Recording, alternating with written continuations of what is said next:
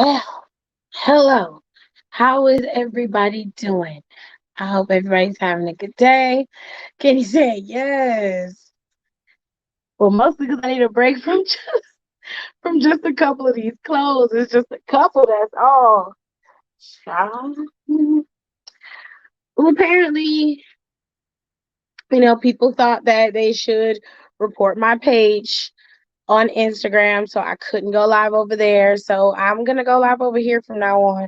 I really have no care to go live on Instagram anymore. It does not serve me any purpose to go on live on Instagram anymore. So I'm not going to do it for a long time.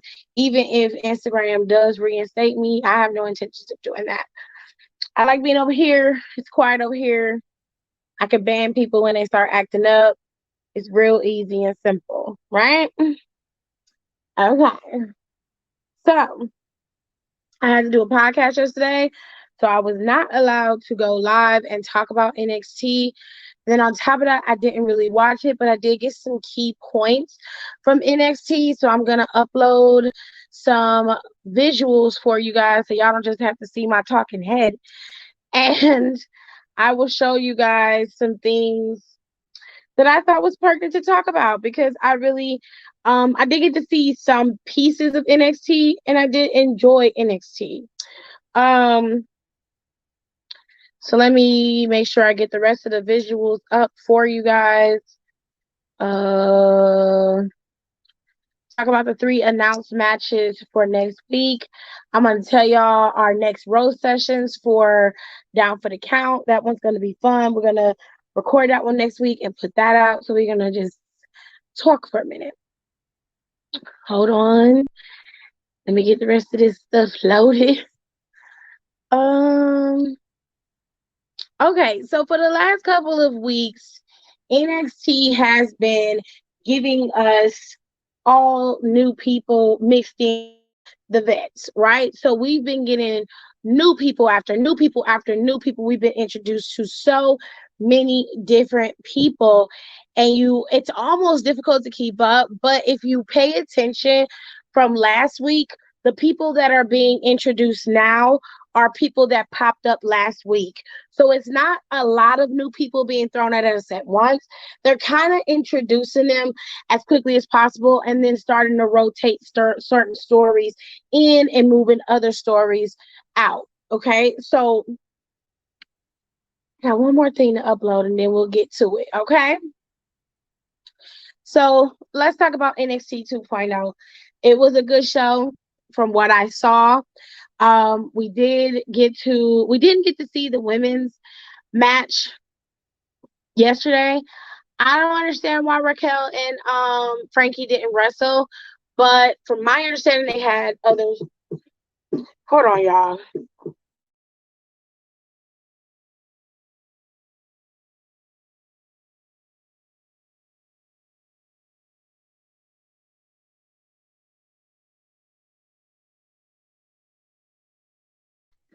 Sorry about that. My Google wanted to play music. She said whoever did it had similar ass breath, bitches. Hell no. Hello, Rikarsha. Hello, Chef Rike. Hello, Aaliyah. I watched it yesterday and I had a question, y'all, and y'all in the group chat was mute. Well, what was the question? Because I didn't get to see it, and I had some stuff I was working out yesterday with one of my friends, and I'm going to be working on Monday, so I missed the conversation going back and forth. I was able to clear out the long messages in the group chat for myself so it didn't have that notification, but I didn't get to see what you guys were really talking about. I only caught up on what you said when you were just like, you don't really watch NXT, and Don was kind of picking at you for that, but we know you don't, Kenny. Like, NXT is not your brand. Wrestling really isn't the move for you at this moment, but you watch it because it's something to watch. So yesterday, Toxic Attraction came out and decided to give their I don't know, their dissertation, I guess. They cut a promo, and Mandy cut a decent promo. It was very Mandy-esque. Um, It was very much on brand with the way she was on the main roster. The only difference is her wrestling now matches what she says. So you can kind of get with what she's talking about. And her look overall really works for her. I think the chestnut brown hair is very nice on her. It makes her look, a little bit more refined, a little bit more dark. It ain't too vampy and too dark for her. It's just the right color. It really works with her skin tone, with her tan and everything. It looked good on her. And I like her lipstick. Her lipstick is really pretty. Anyway. Oh, not the Eddie and Nettie girls. I can't. Gigi Dolan had her hair flat ironed, as did JC Jaden. They looked nice yesterday. All of them came out there. Now, what I'm really tired, I don't like Gigi Dolan with this flower, but I know that that's her thing, so I ain't gonna, get on her too bad. Uh, the flower annoys me, but it is what it is. It's a part of her shtick, so I ain't gonna be mad at her too bad. Let me get into Kenny's question. She said, I asked, so the group broke up. He is a solo act, and now he's back in the group. Talking about Roderick Strong. Well, real talk, Roderick was never really a solo act. He was before he got into Undisputed Era. Then he joined Undisputed Era, and now he's outside of Undisputed Era in Diamond Mine. So technically, he left one group and joined and created another. Me personally, I don't care for Diamond Mine. It's not really my cup of tea. And I know that they resonate with a lot of other people, but for me, Diamond Mine is not it. They don't have no je ne sais quoi. They don't have no umph to them. They don't have no teeth. I don't know what it is, but there's nothing to them that makes me want to hate them or like them. And I just don't like it. I don't care for it. But it is what it is. They're gonna be there. They're not going anywhere. So I might as well get used to it. Right? Right. Blood in the streets. It's awesome. Anyway, so Roderick did beat Kushida yesterday, albeit he cheated, to do it. He did beat Kushida to become the new cruiserweight champion. He's already set to defend his title next week. I heard that, Kushida isn't exactly happy about it, and he was injured for about a month, so he didn't get the opportunity to really go full on with his title. And I feel bad for Kushida, but giving the title to Roderick Strong wasn't any better. I would have kept it on Kushida and had him drop it to somebody else like Trey Baxter, or I would have had him drop it to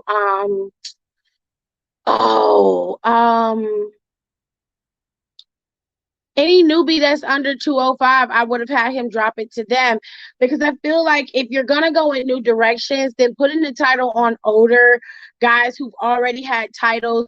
Roderick has been North American champion. He's been tag team champion with Undisputed Era multiple times. Like, Roderick is not a spring chicken. And so I'm not saying that he has to be. What I'm saying is he didn't need the cruiserweight title. They could have set that rivalry up with someone else and had him get the title. And to me, Roderick, there's nothing about Roderick that makes you want to watch him. He doesn't have a lot of personality. He's a great wrestler. I'll give him that. And he has an amazing move set. But other than that, there's not really much to Roderick Strong. And I'm not a big fan of his because of that. But I understand his appeal to certain people. But for me, this Diamond Mine shit doesn't work for me. And the reason why is because there's nobody in that group that generally stands out as a leader or stands out as someone who has like great personality, or even just a shitty personality, just something. There's nobody in there that gives you that. Like, even Ridge Holland has personality. He's good in the ring, and he has something that draws you in. There's nobody in Diamond Mine to me that does that. And if I'm wrong, please correct me. But for me personally, Diamond Mine doesn't work, and I don't care for them. So I care less about whether Roderick has a title or not. Hopefully he drops it soon. He does have a title defense next week against. Let me take Kenny's comment off. He's going up against Grayson Waller. I like Grayson. He's nice. He's got a good move set too. I've seen some of his stuff on his Instagram. Um, and I want to see what he's capable of too. So it's gonna be interesting to see. Now, let's get into some of the other new stuff that we saw this past Tuesday. So we saw Lash Legend finally get a chance to talk and be out in the forefront. Now, I don't know where they've been keeping this gem, but this girl right here, she's one of your next biggest stars. You heard me. She can be an amazing heel. She's going to be a good antagonist for any face champion. And if she's a face, I would say let her keep all her attitude and sass, just like you did for Bianca. But she's not going to be the same as Bianca. She's got her own swag and her own thing going. Lash Legend is just that, a legend in the making. All they got to do is give her the space and the time, and sis will be out there taking people's shit. Okay? I like her name too. It's cute. Lash Legend, that's cute. Now she got a talk show that's coming out next week. Okay? You're gonna be talking with, lashing out. I think it's called Lashing Out with Lash Legend. Okay, so it's gonna be lashing out. I don't know who's gonna be on the talk show, but she's having a talk show. She seems like the talker. She's got a gift of gab. She is everything. I give Lash, if Lash can match her personality and energy and give you all of the feels in the ring, oh, she's got it. Let's put a pin in that, because real talk, I would have put her in Hit Row over Brianna. Now, I'm not saying that B-Fab isn't good enough to be in Hit Row. What I'm saying is her wrestling is not as good as it could be. But Lash got all of the sass and the drip. This is everything. She would have fit to me. She would have worked to me. All I need to see is if sis got the moves. If sis can fight, can really give you the wrestling prowess that we've been looking for from the melanated queens, then I stand by what I said about B-Fab being in Hit Row. I stand by that. Anywho, let me get to some of these comments. The other girl's chin is pretty strong like never seen before. Hell no. I like the big dude with the plaid gear and the main event. Oh, and the Lash Legend chick seems pretty cool, but NXT won't be a weekly staple for me. Maybe once in a blue moon. Diamond Mine is only long lasting because of my Malcolm. Yeah, I mean, yeah. I would prefer Frankie to dethrone Raquel. Then we could get a Frankie versus Kaylee Ray program for the title. Who said that she wasn't gonna dethrone her? I didn't say that. If you're just talking, that's cool, but I didn't say that. Anyway, so then you have a new NXT Women's Tag Team match after the Toxic Bitches came out and gave their dissertation and threw up all over everybody. After they came out, they made their plea while they was out there that they want their challenge for those titles. We got to ask what we're waiting for you, and you don't want to make us wait. And I was like, girl, nobody's gonna willingly come to get their ass whooped. So, I mean, anyway, this sis said what she said, and I mean, she was just like, we're not just pretty faces, and I was like,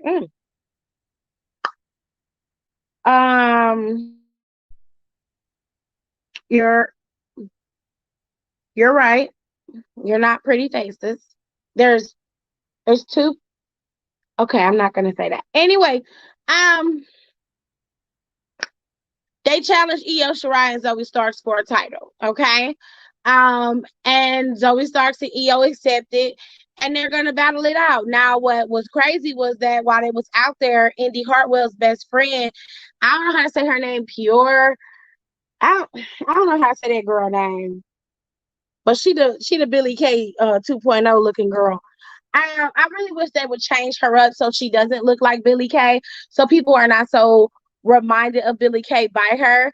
Like, I don't know, lighten her hair up, or maybe not wear the red lipstick so much. Like, that is a thing that WWE does a lot, is They tell you what, you need to wear this and wear your hair like this. Like, I think you should let people really be themselves or create the character themselves. And the red lipstick thing with the dark hair was a very big signature look for Billie Kay.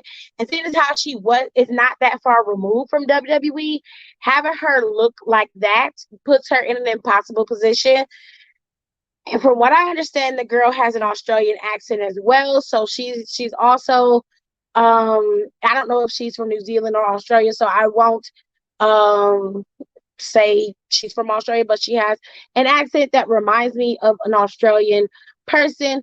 But she could be New Zealand because New Zealand people speak with an accent that's similar to that as well. Anyways, that if that's the case, then you've got like a bigger problem here. You need to switch her up. You need to change her up so she's not so much reminiscent of Billie Kay. She's gonna constantly be compared to her, constantly be reminded. We're gonna constantly be reminded of her because of how you have her on TV looking. And I'm not saying that she can't wear red lipstick and black hair.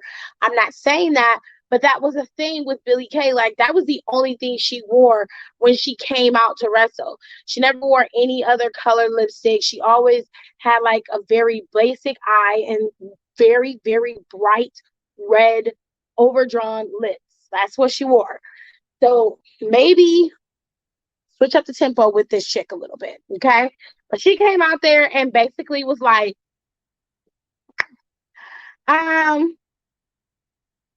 she was like, basically, y'all gonna have good luck next week because y'all gonna have to deal with me and my friend Indy when she come back from her honeymoon. And I was like, oh, okay, so you gonna take Candice's place. Cool. So we got a new tag team with Indy and her best friend. Apparently that's her new best friend. I ain't never seen this best friend. She done came out of nowhere. So good for Indy. She got a best friend that she could wrestle with, and she got her a whole ass man. The world has come together, honey. We also got B-Fab versus Elektra Lopez next week in a no DQ match. I couldn't find the render for that. Okay. I mean, I don't know who's gonna win that match, and quite frankly, I don't really care for Elektra Lopez. She can wrestle. She's got good wrestling skills, but her she looked like she trying real hard to fit with Escobar and them, but she just not cutting it. I don't know what it is, but the hat looked like it came from Goodwill. Her outfits look like it came from Goodwill. She don't match the regime, and she's the only one of all of them that does not fit in regards to their aesthetic. They have a particular way of dressing, and the men come out, and I'm not dogging Elektra, but I'm giving you the constructive criticism. So just hear me out, y'all. All right.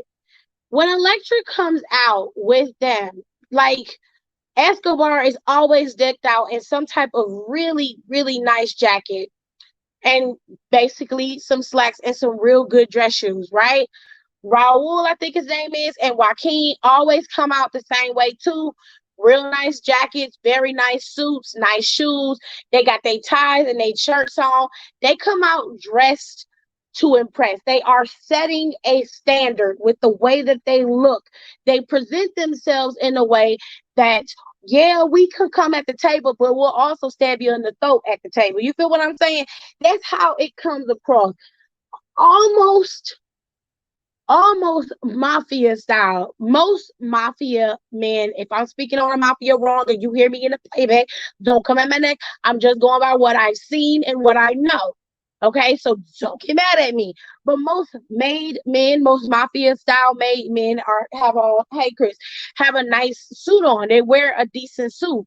So they're not like, it's the aesthetic for me. Like, I need you to step it up. So it's like, you got, girl, you got so much material to work with. Do you know how many different stylists you can hook yourself up with? Even if you don't got a stylist, put it to you this way. Simplest thing you can do is go to the damn store, bag you a woman's suit, and get it tapered to fit. Buy you 2 or 3 of them in 3 different colors.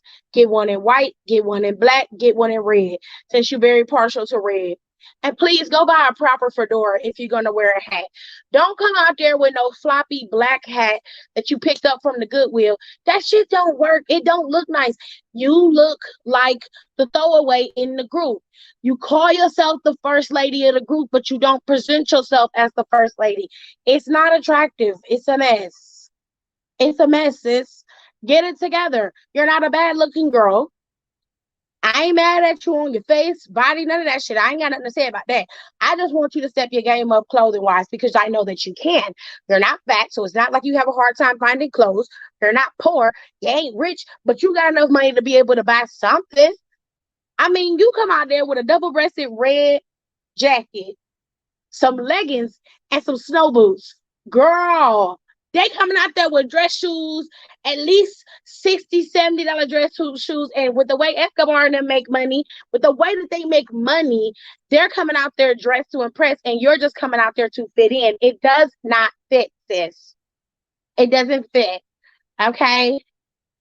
You gotta do better. That's all I'm saying. You gotta do better. All right, let me go to some of y'all comments.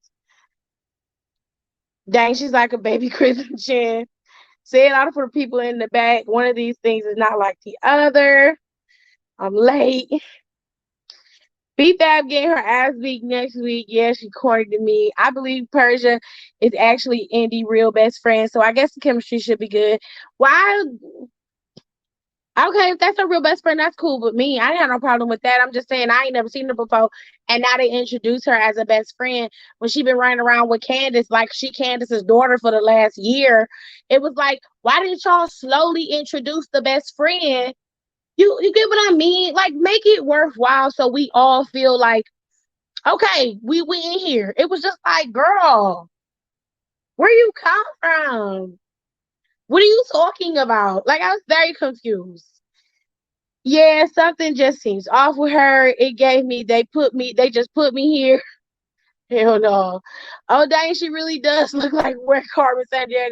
Don't do Carmen Sandiego like that. Carmen Sandiego had a nice fedora on and a nice red flowing trench coat jacket, honey. Carmen used to come in there with her pumps on, her long black hair. She used to tear some shit up in her shit, honey. Okay. She said, yes, come through 3-piece suit. Party see the vibes. Zelina Bailey could hook a lecture up a little bit. Honestly, Zelina goes too far. So her costumes and stuff that she be wearing, it be cute sometimes, but her shoes and stuff don't work with it. It just seems a bit over the top. But I ain't mad at Zelina Vega. I mean, Zelina gonna do her, and I don't really get on Zelina too bad. I think her gear is fine.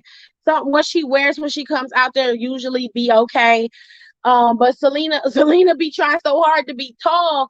She'll wear shoes and damn near break her neck in them shoes. And it's like, girl, are you finna go to a costume party? Where you cosplaying at? Because I know she cosplay, but why are you cosplaying right now? We wrestling. Like, you, if you're gonna come out there and cosplay, then go all the way. Do it all the time. You know what I'm saying? You live your best life, fam. Like, you got whole capes on. You be looking like you about to just phantom your ass up out of here. What is going on? Anyway, off topic, but Tiffy was right. I couldn't last a month without coffee. Told you. Addicted. Told you. Zelina be Party City ready sometimes. You right. That's why I said a little bit. She always be a little over the top. I don't think it'd be a little bit. It'd be a lot. It'd be a lot with Selena. Like, she goes there. Okay. She goes all the way there. So, like I said, we got introduced to a lot of new people, but we're supposed to have B-Fab going up against Elektra Lopez. She cut a promo as well. She had a debut match last night. She won. It was over some PC talent. You know, it was giving her the vibes. Remember that thick, tall ass heel she wore? I believe it was during the PC era. I do. Did we get to the last girl yet? Yep. But I at least lasted 3 weeks. I don't believe you lasted 3 weeks, but if you say so, if you say so. Anywho, so Triple H did tweet about how everybody was with him. He said, and I quote, "I've been blown away by the outreach and support from so many people. I'm recovering, doing well, and deeply grateful for all the love of my life, especially grateful for Shawn Michaels and all the superstars and crew at NXT. Steph and the girls love the snacks. See you soon." So they must have sent a big old box and, love to Triple H, which Triple H is loved, and nobody's pushing Triple H out. They just wanted to make sure that the roster was going to be revamped. It was time to revamp the roster. NXT was getting old, it was getting stale, and they were so slow they were so slow at introducing new talent that they just wanted to make sure that we get to see the new people, and then finally after some time these new people can go up when they're ready. It's not going to be like it was in NXT. And one thing I really want to explain for a lot of people is how this is going to work, and how I believe it's going to work, or rather how it should work. NXT is a developmental brand. That was the original plan for NXT from the beginning. It became highly popular. People wanted to see it. Most people weren't subscribed to the network, or they would only subscribe when a pay-per-view would come about. So the deal came with USA Network to put NXT on the network. Okay. That's what they wanted to do. Because they had lost SmackDown to Fox, they were losing a slot with wrestling, and they were used to having a week of wrestling with at least 2 shows a week for wrestling. So they didn't want to lose that. So NXT was brought to the forefront. But NXT did not start, like, for the last year, only one person came onto the main roster fully over the last year, and the year before that, I can't remember anybody coming to the main roster, although I could be wrong. They were slow to introduce people to the main roster. They were not preparing people for the main roster, and that was a problem. They started to look at the product, and after looking at their own product and revamping and cutting and snipping and doing all the things they did on the main roster, they had to start looking at NXT as well. Now, a lot of you are out here running around talking about NXT is dead. It's just a main roster now. And you have to understand that's the way it's supposed to be. How do you prepare yourself for the next step in life? Most people, when they get out of high school, they are prepared to go to college. You either learn how to read faster, you're moving forward academically, you are supposed to be prepared for college. Now, where they lack in most high schools is preparing you mentally and emotionally and physically for college. So you understand that you have to start preparing yourself to get up in the morning and taking care of yourself and going to class on time. And that kind of stuff is difficult to shape and mold yourself into when you're talking about pretty much moving into the next phase of your life. That is the same thing with NXT. It is being revamped to prepare these newbies for the hell of the main roster. No one said the main roster was perfect.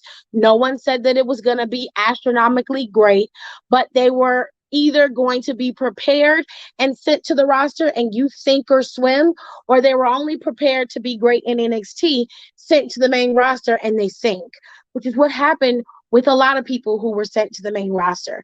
Not to mention people who just did not translate well on the main roster got there and weren't doing great. A lot of people were trying to figure out why EC3 didn't do great in WWE, and that's because EC3, one, creatively, he wasn't given much of a direction, to be honest with you. But two, EC3 doesn't translate well on the main roster. He's been in WWE twice, from my knowledge. Now, I don't know about anything beyond that, but y'all might, so y'all probably will correct me in the comments. But it is what it is. You know what I'm saying? And you have to move forward, but people also need to be given opportunities. It's a new phase in WWE. And we can't stay in the past and constantly look to the past for how things should be done. You have to move forward and make better decisions, or otherwise you will sink. Your entire company will go down. That's how WWE revived themselves 20, 30 years ago. And it's going to be the same way this time. They just have to keep moving forward with the plan. And y'all just have to be along for the ride. Simple as that. Okay, I can hear the keys in this pic. They really got Ember Moon wrestling for 205 Live. What's wrong with wrestling for 205 Live? That is a niche market. Most of the time, the 205 Live audience is international. A lot of international audiences watch 205 Live. So there's nothing wrong with that. That's not like demoting her. She's just wrestling for 205 Live. She could be in the back not wrestling anywhere. Electra's lashes look good though. I bet you that lash girl got her own lash business. If she do, I'm buying some. WWE better not be selling them because they'll sell them for like $50. Oh, I ain't got time for that. Hello, Brandy. That episode on Down for the Count about the NXT cuts was really good. It all makes sense. They signed too many people, just stack them back there doing nothing. Appreciate you listening to the podcast. I hope you guys do listen to the podcast because the podcast will give you guys information that you're missing. One time he was a Goldberg security, then he was Derek Bateman, and he was paired with Dan Bryan. So yeah, twice. Well, there you have it. I just don't think EC3 fits the regime at this point, but he very well fits in other companies, and that's okay. That's great. And that's what I'm saying. You guys have to stop acting like WWE is the big bad wolf. Understand that people get fired every single day. I'm not saying that it's right. I'm not saying that they should be doing this that way. All I'm saying is they have other opportunities in other companies because they've worked for WWE. They can demand more money and have a better life just from being in WWE and being seen. So don't be so hard. Don't be so sad about it. Look at it on the bright side that at least they'll be used in another company if and when they're picked up. EC3 is corny. EC3 was like Bobby Roode, light when Bobby Roode was Ric Flair light. I think Bobby Roode should go back to his beer money shtick, but I know he don't want them to like take that from him.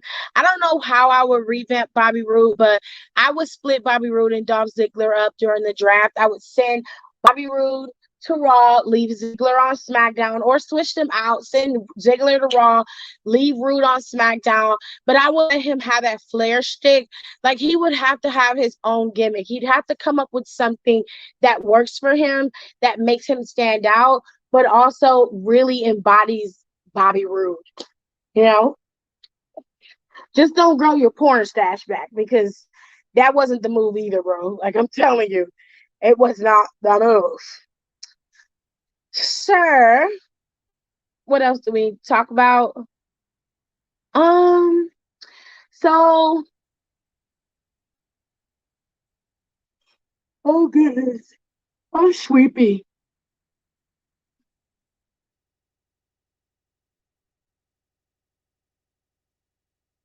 I just saw your recent whoever reported your page.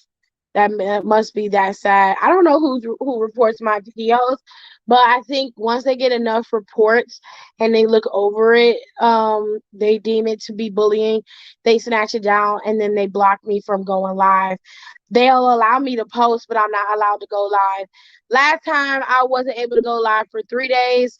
They never tell you how long the ban is or how long you're not allowed to go live. They just say you can't go live. I'm almost at the point where I'm gonna private my page. I don't mind being at the numbers that I am. But at this point, I don't think I'm gonna do that either. I think I'm gonna keep my page open and just post my stuff and leave it at that because I don't want to give nobody no agency over me. You know what I'm saying? I put Roode in a program against Orton. Did that happen already? Not that I know of. So there's that. I don't remember him having a program with Orton. I think that they were going to, but that got scrapped at some point.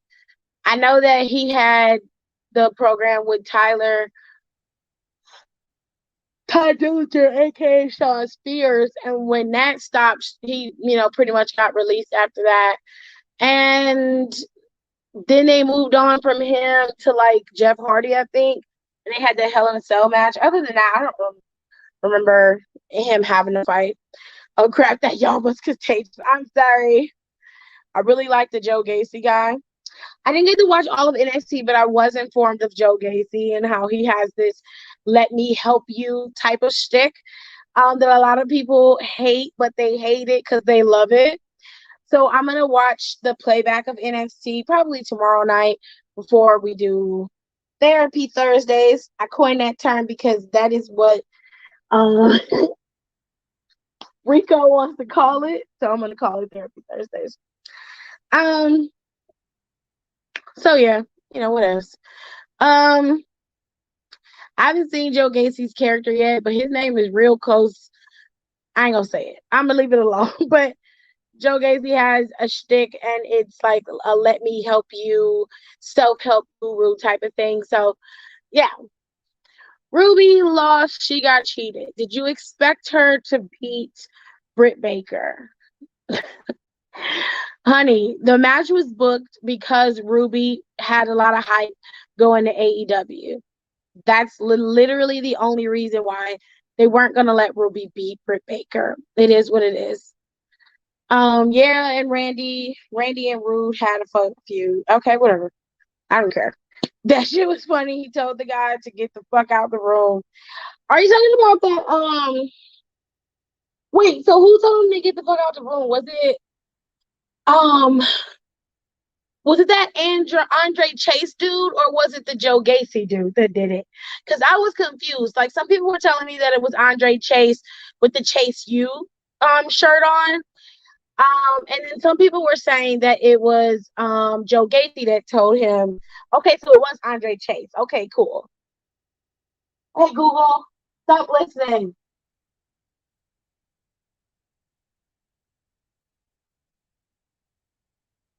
Stop listening. Jesus. I cut Dolph's hair in his sleep to make him want to break up the team. How would how how would that make him want to break up the team?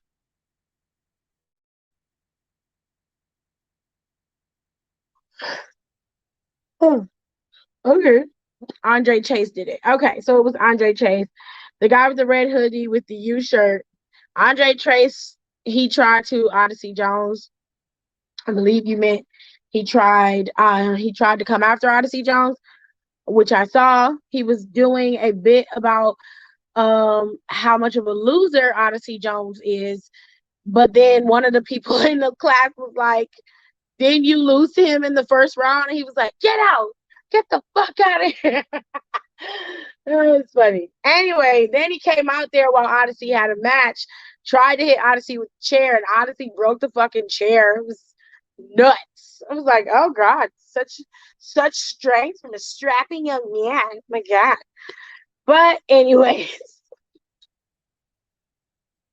that dude has an unhealthy attachment to his hair. I feel that could work. But how would you bring Bobby into this? What reasoning would you would have to have a story set up that Bobby wants him to cut his hair, and then Rude wakes up with his haircut and he blames Bobby. I mean, Dolph wakes up with his haircut and then he blames Bobby. That would be the only way that would work. Otherwise, if so he just woke up one day and his hair was cut, like Bobby would have to be in a room with scissors in order for that. That's a stretch. So they would have to set the storyline up to make it work, if that makes sense. The dude with the jackets was pretty swifty. I don't know what you mean. Who are you talking about? Anybody know who Kenny's talking about? Is he Asian with the long hair? Because I didn't get to see all of NXT. I only got to see pieces of it. I need to get back to my girl. Awesome. Oh, there's something else I want to talk to you guys about. So I went and did some snooping, okay? And King of the Ring is supposed to start next month and end at Crown Jewel. And they're supposed to start Queen of the Ring next month as well. So both tournaments are supposed to run simultaneously. And I think they're going to start it. Like I said, they're going to start it next month. I'm hoping that the rumors about Queen of the Ring starts next month because ending it at Crown Jewel would be a special moment for the Saudi audience because the women there don't get to see a lot of things going down in Saudi. So that's his name. Is it Ethan or I can't never say their name right. Jiro? Is Hero or Jiro? Because I don't want to say his name wrong. Is it Jiro? Is it like I'm saying it? Somebody just give me a thumbs up if I'm saying it right. The Japanese guy, I think. Oh, okay. I know who you're talking about. Naya is gonna be out of action. That's unfortunate. She alluding to her arm being broken. Sure. I don't know if it's really broken or if they kayfabe this because WWE has been known to kayfabe things. I don't know. Kenny, are you talking about the white dude that challenged Roderick next week? No, that is. Oh, I just talked about him. Gary, I think his name is Gary Waller. It's Waller something. I know who that is. Oh, Queen of the Ring. I'm here for it. Okay, so I'm saying it right. I'm here. I'm saying it right. Zero. Oh, you talked to your dad? Okay, cool. Um, yeah. So Queen of the Ring is supposed to happen. I'm hoping that it happens. And they're supposed to have the King of the Ring next week too. So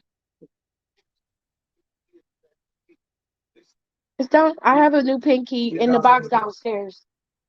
It's in the box. Yeah. It's in the box on the couch. So they're gonna have that. I did see that. And usually with Heal by Nature, they report actual news and they will report rumors and call it rumors, but I've seen that on many reputable dirt sheets. Reputable dirt sheets would be like Know the Ropes, Fightful, Cage Side Seats, Heal by Nature.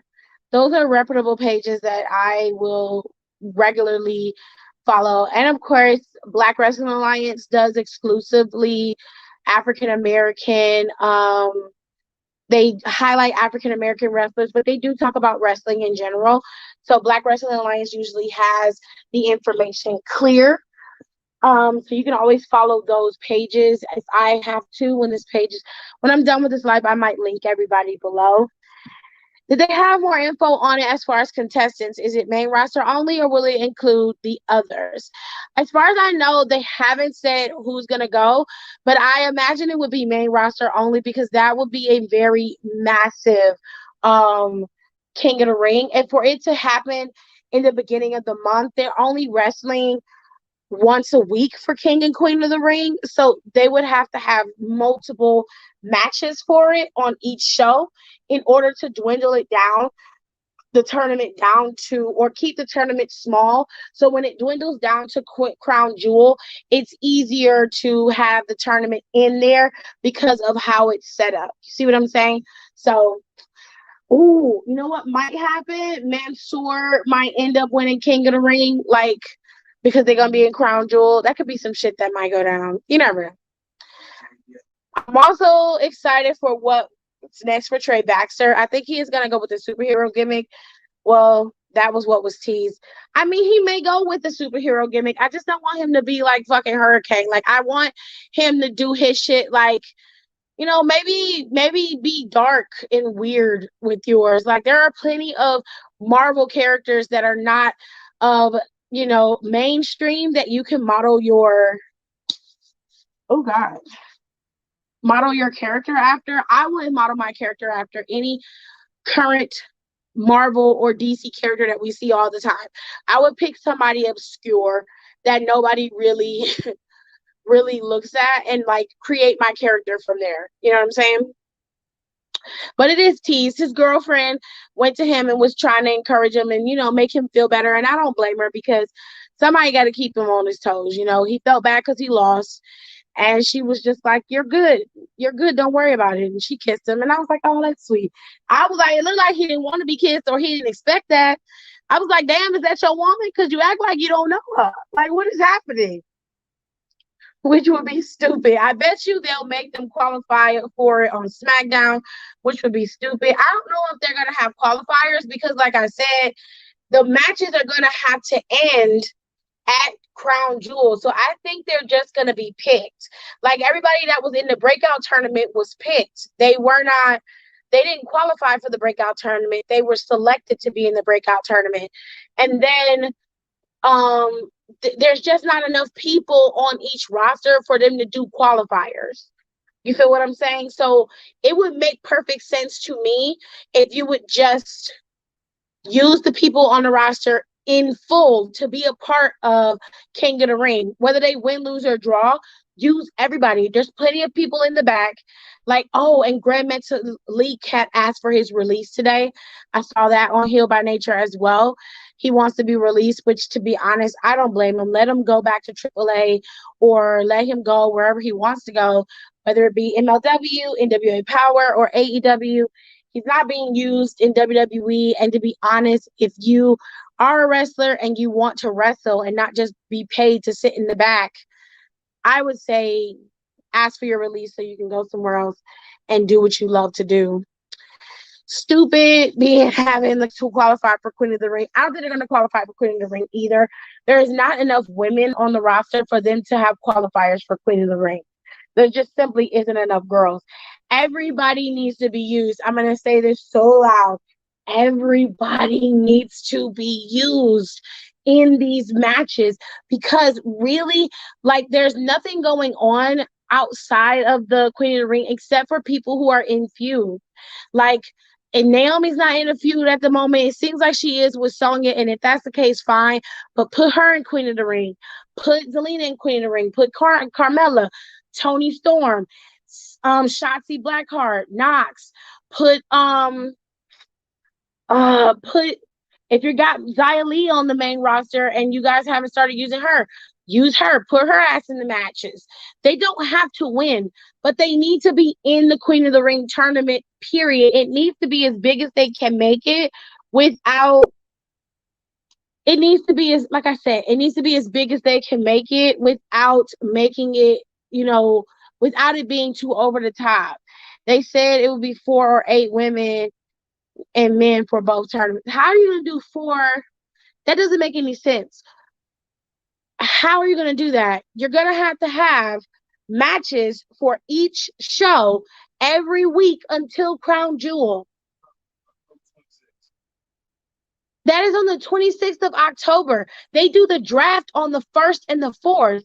After that, they're going to have to start doing the tournament. There's no way they're just going to do 4 women. By the time they do the qualifier match for Queen of the Ring on one show and do it, half the damn tournament is over. What do you mean? That doesn't make any sense. That makes no sense whatsoever. Like, okay, let's look at it. In a month, we're talking about the Queen of the Ring and King of the Ring tournament. Tirza, hi. Let me put the comment up. I wonder if it's just all women versus whoever in the bracket, or they do on Raw and SmackDown, and the finals who will face off at the finals. It's probably going to be Raw and SmackDown will pick their winners, and then whoever wins on their respective show will face the other on at Crown Jewel. I would rather them do that than to have random people running on back and forth on each show. They need to keep the roster separate at this point. They need to keep them separate. Well, it happens. Charlotte don't need to win it, and neither does Becky. Becky's not going to, if she's in the Queen of the Ring tournament, I doubt if she wins it. She more than likely is going to be going after that Raw Women's Championship, and that isn't going to be defended at Crown Jewel. That's probably going to be defended at the next pay-per-view after Survivor Series. Whoever's going to be champion by then is the one who needs to be concerned about keeping their title.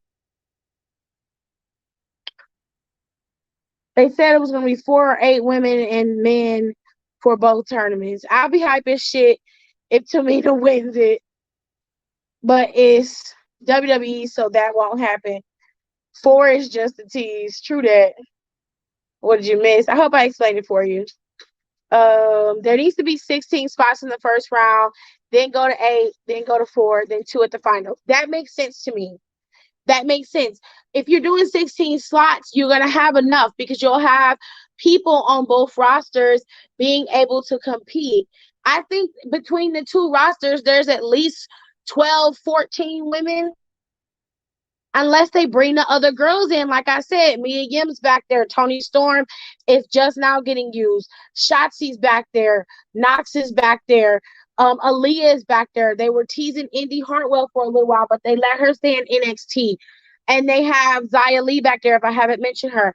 You have some other women you can throw in this tournament. They don't have to win, but they're spot fillers to help fill out this tournament. And that also keeps the women on TV, especially when you don't have a storyline. This isn't hard. It's very simplistic. You can plan out who's supposed to win the tournament, but make it so that it's fun to watch. Don't give us 4 fucking matches and be like, yeah, this is a Queen of the Ring tournament. Kiss my ass. It's not, okay? That is not sufficient because you give the dudes like 50 fucking shots at different titles and different things, and you want to throw us a bone when you've given out titles like, ooh, I'm going to make the tag team titles. Great. And then you book them like shit. Like, no, sir. Fix it. Fix it before you even get started. Okay? Hey, Brandon.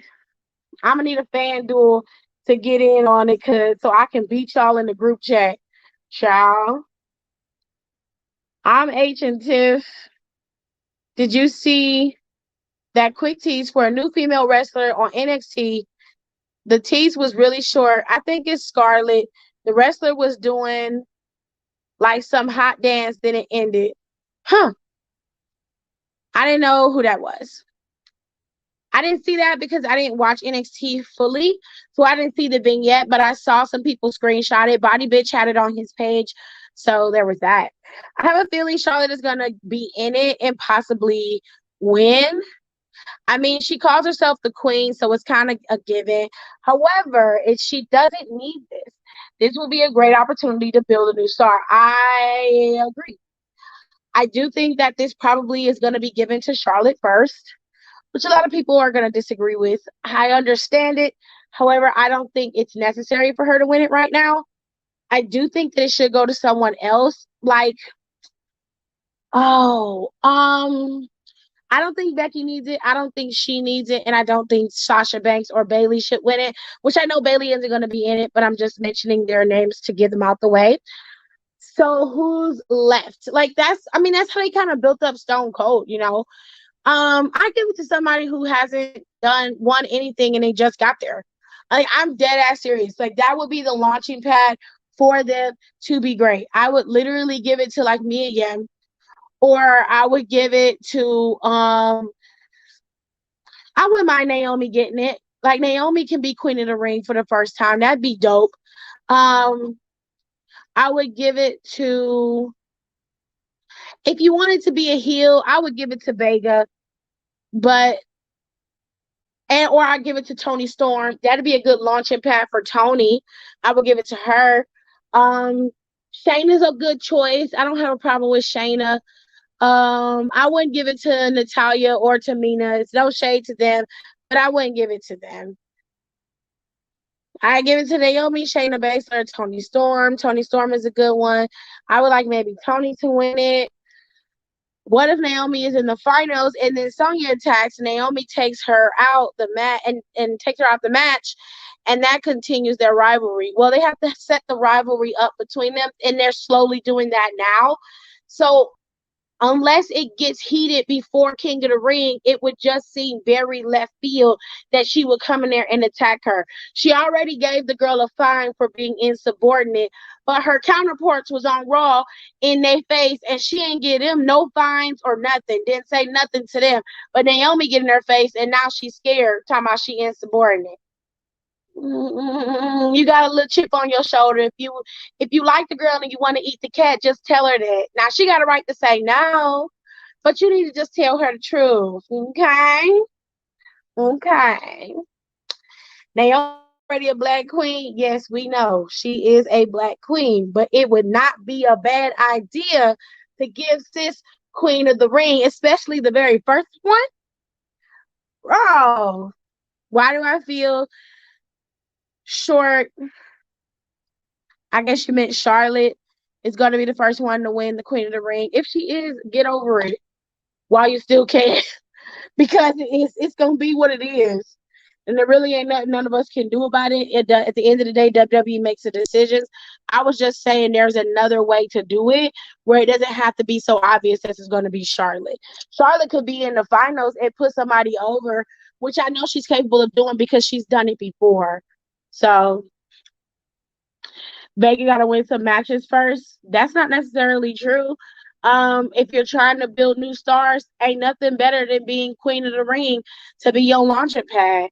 You don't have to win matches in order to get a push all the time. Sometimes, like Nikki Cross only won a couple matches and she lost some matches and still was able to become champion. So, I mean, Vega doesn't have to win no matches in order to be Queen of the Ring. All she got to do is win in the tournament to be Queen of the Ring.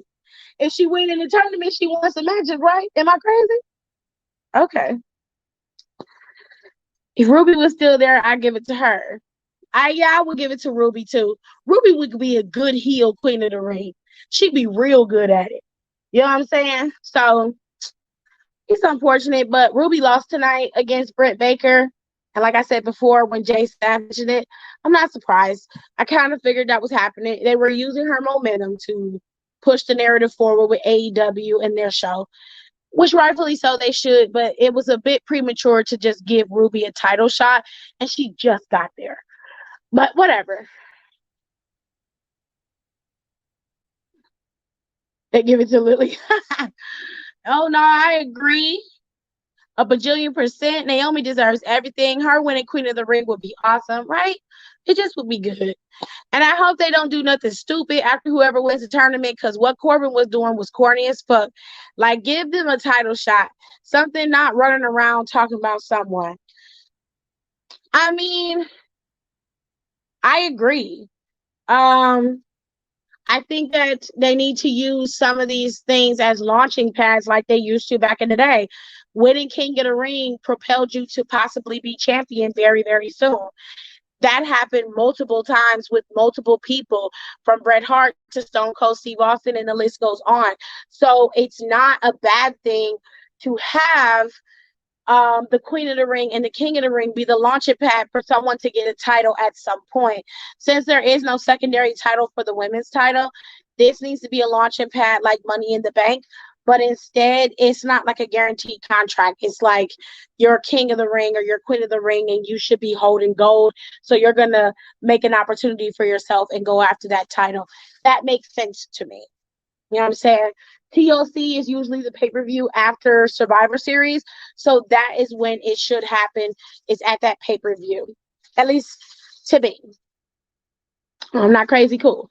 Speaking of awesome, I thoroughly enjoyed The Miz of Dancing with the Stars.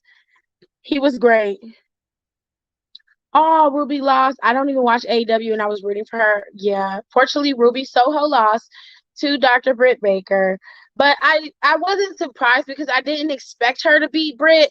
Britt just got the title, and they kind of prematurely gave Ruby Soho that title. I think they shouldn't have, had her debut in that battle royal and then win it. I think she should have debuted on Dynamite and then worked her way through in Dark and Dynamite like some of the other girls did, and gain her opportunity that way, rather than just immediately pushing her forward in front of other people, because there are other people who have the padding on their, you know what I'm saying? Like, it's opportunities that are being taken. And I'm not taking anything away from Ruby Soho. Ruby's great. I love Ruby. And I feel like Ruby deserved as many opportunities as she can gain. But an opportunity is just that. It's an opportunity. It's you. there's nothing Ruby had to capitalize on because she already had fame. She already had the crowd on her side. So Ruby didn't gain anything by losing this match with Britt Baker. And that's a thing that I always be talking about when I'm talking about AEW and how they book their matches. A lot of people are just like, well, they're giving people chances. And it's like, what are they giving them a chance to do? Because you're booking Jungle Boy to go up against Kenny Omega some months back, and he got a match, but what did he gain from that? Well, he proved he can hang with Kenny Omega. I would imagine if you're a wrestler, you would be able to hang with Kenny Omega, period. Am I wrong for thinking that? Like, I feel like if you're going to be in wrestling, right? And we all know, if you don't watch, if you've never seen AEW, then you probably don't know about Jungle Boy and Jurassic Express. I'll just make it clear. Jungle Boy is Luke Perry's son, right? Didn't Luke Perry die during the pandemic, babe? The dude from 902.0. He did? Yeah. Oh. Yeah, babe, I told you. Hold on a second. Hold on a second. Let me pull it up. So somebody in the comments might tell me though. I believe it's Luke Perry. Yeah. Yeah. Yeah, Luke Perry. Luke Perry. Wait, yeah, Luke Perry died in 2019. Okay, so he died in March of 2019 before the pandemic. Okay. So he died, and his son is Jungle Boy. His son wrestles in AEW. He looks exactly like him, AJ. He has very long hair and the mutton chops, and he wrestles in like that loincloth thing. You never put two and two together? He looks just like the man. Wait, I'm gonna show you a picture. Pause it. That's Luke Perry. Right, that's what I'm saying. His son, Jungle Boy, looks just like him. He looks just like him. Hold on. I remember Luke Perry. I just never put his name, his son. This is his son. He looks just like him, Jared. Oh, he looks just like him. So anyway, we already knew what Jungle Boy is capable of. We knew that he could wrestle. That was never the issue. The point was, could he possibly be champion, and what would he look like as a champion? But you were never going to put the title on him. That's why I say there's no point in making people wrestle all this time and wrestle all these different people if they're never going to really get the opportunity to be champion. I mean, even if you're going up against high profile people, I'd rather you put it up against somebody who's high profile than letting a kid get a shot at the title that isn't going to get the title. It doesn't propel them. Do you understand what I mean? It just showcases that you can wrestle, which that should already have been proven because you're in AEW. Am I making sense? Do I sound crazy? I hope I don't sound weird because I'm really trying to make sense of it all. Okay, I wasn't trying to be shady to you, Brandon. I thought that I wasn't clear. So I was trying to be clear. I kind of heard that they're going to create a secondary AEW women's title, but they need to work on the division now before they create a second one. That ain't none of my business, so they can do what they want if that's what they want to do. If you're younger and less interested in Kenny, you can go. Yes, he died. So Bryan Danielson and Kenny Omega's match ended in a draw. They ran out of time? It ended in a draw. They had time with this man? Yeah, your match can't go over 20 minutes. I mean, I guess. I don't know how. I guess it was done to make Kenny still look good and to make Daniel look good, but like, I feel like that was a waste of time if that's the way you wanted to do it. Like, that was a waste of time if that's the way you were gonna do it. I don't like that. It was a 30-minute time limit. I don't like that. Like, I didn't watch it because I had some work I had to do, and I I don't really like that. I can't really speak on it too much because I didn't see it. But like I said with Ruby, I didn't expect Ruby to win, and I definitely didn't expect Daniel Bryan to win. It seemed like that match was more of an exhibition match than anything. So if it did end in a time limit, I mean that's their prerogative. I mean, live your best life. You know, whatever works for you. Nope, it's not crazy. It makes perfect sense. Um, 30-minute time limit. Okay. Then I just saw it on Twitter that he got attacked by Adam Cole. The fuck? Well, I mean, that's probably gonna lead to a match between him and Cole, which I probably would watch because those dudes always snap every time they wrestle, and they haven't wrestled each other since they wrestled each other on SmackDown. And that was a fire ass match. And I love that match. From that day on, that has been my favorite match, hands down, that I've ever seen. It is my favorite match, and I will argue anybody to the ground about that. I love that fucking match. I think that they'll do great if they do. I'm not surprised that Adam Cole attacked him. Adam Cole's a heel in AEW as of right now. And Daniel Bryan always comes across as a face when he goes anywhere. So I'm not surprised. And it's probably going to happen at Full Gear with Bryan and Cole, which I don't have a problem with. Live your best life. I don't know if I will buy Full Gear to watch that match. Like, I would have to probably do something strange for a piece of change to get it, but I'm not paying $50 to watch a pay-per-view only to watch one match. Yeah, I'm not doing that. So it was a great match. It ended in a draw though. I'm sure it was a great match, but like I said, it was just an exhibition match. So to me, it doesn't really mean anything. I mean, it pads Kenny Omega's resume to be able to say he went up against Bryan Danielson. So I guess that works for you. So AEW matches have time limits, and all the money Tony Khan claims they're making, and they couldn't go pay to go into overtime, sudden death. Well, I mean, like I say, it sounds to me like it was more of an exhibition match for Kenny and Daniel Bryan, or Bryan, I'm sorry, Bryan Danielson. Seemed like it was an exhibition match for the two of them, but I would have liked it for it to had an official ending. No, that's his name. That's the name. His real name is Bryan. It's not Daniel. It's Bryan. He flipped it in WWE. Yeah. No. Well, I knew that was the stage name. But I don't know if his last name is Danielson or not. They'll have to tell me in the comments. I don't know that. But I know that his name is Bryan. Like, his real name is Bryan.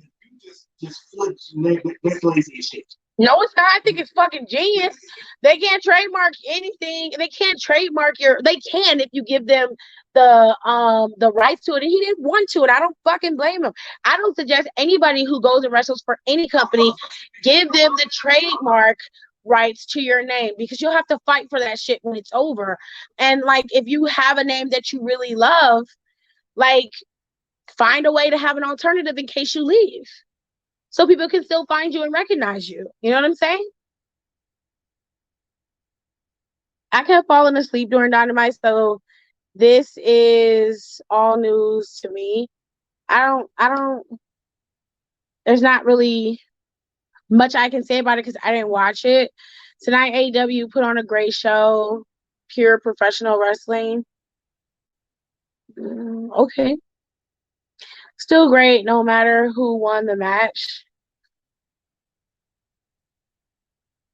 All right. Kenny Omega's trash. Hey, hold on. I think Kenny School Bryan was the first match of the night, so I don't think that going over would have worked. For it to be a draw is trash. Yes, his name is Danielson. That's his real name. Oh, His real name is Danielson, and him and his sister have names that start with the B. Oh, I need to know all that. I did not need to know that. I just wanted to confirm that his real name is Brian Danielson, and that's not something that he's going by. That's his real name. That's why I was telling my husband I knew that his name was Brian, but I wasn't sure if his last name was Danielson or not. If that's the case, then fine. All the other personal stuff, I don't have nothing to do with that. Right, Tip, like Chelsea Green was so stupid for giving WWE her real name. I think Chelsea had high hopes being in WWE, and I think that she thought that she was going to have a lot of excuse me. I thought that she thought she was gonna have some leeway there, and I think she really thought she was gonna retire there, but it didn't work out in her favor, and she kept getting injured, which she still got injured now, and she's not listening to the doctor. She still wrestles, despite the fact that the doctor told her to chill out with her wrist. But none of my business. I don't give a shit. Anyways, I don't want to talk about AEW because I didn't watch it, and I have no idea of really what happened. But I know that when stuff happens, y'all like to tell me about it because you want to hear my opinion on it. But quite frankly, because I didn't watch it, I can't give you a particular opinion one way or another. I mean, if you mentioned Ruby, I knew that Ruby wasn't gonna win. I was well aware. I kind of figured Daniel wasn't gonna beat Omega either. But I mean, whatever. Whatever works for y'all. If that's what you like watching, I ain't gonna shit on it, It's not something that I care for.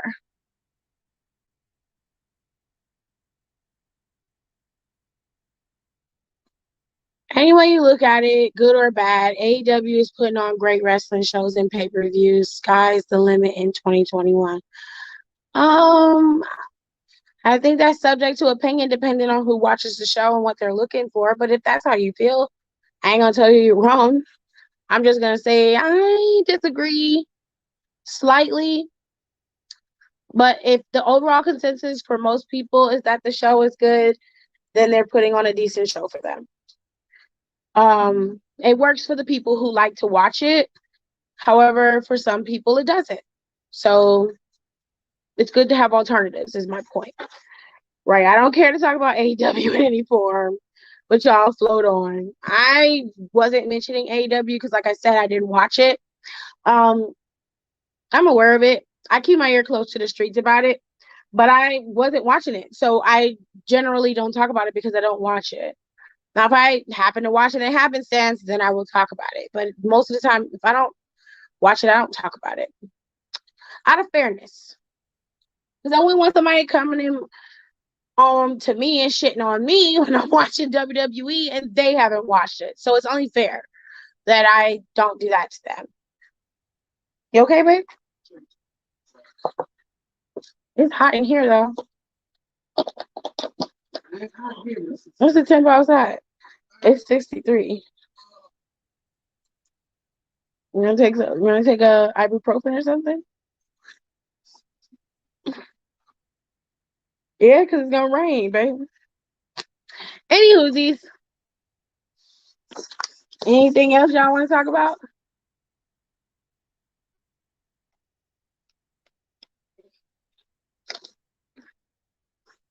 But I didn't know Chelsea Green was injured again. Yikes, she can't catch a break. Well, what happened was when she came back out and wrestled with Matt Cardona, that's her fiance or whatever. When she came out and wrestled with him, she re-aggravated the injury. She was not fully healed. She had a cast on then, if I recall. And then she went to the doctor. The doctor told her to chill. Matt went to GCW and became the GCW champion. And I think it was a GCW champion. Y'all will correct me.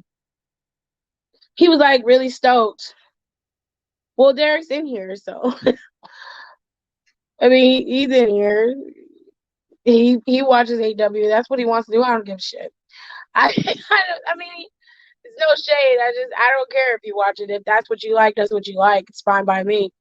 But anyway, she got injured then, and like she re-aggravated it. It never fully healed because she re-aggravated the injury. So she posted all that stuff on her social media. And then She was wrestling in the Empower tournament, and if I recall, she won that tournament. So there's that. I don't know if she still had her arm in that wrist cast, but she did wrestle in the Empower tournament and she did win. So I'm not quite sure why they gave it to Chelsea. They had a lot of women in that tournament they could have gave it to, and I don't think Chelsea should have been the winner. But I mean, I'm biased, so I'll admit that. I have 99 hours of shopping with Instacart. Sorry, I just had to share that news.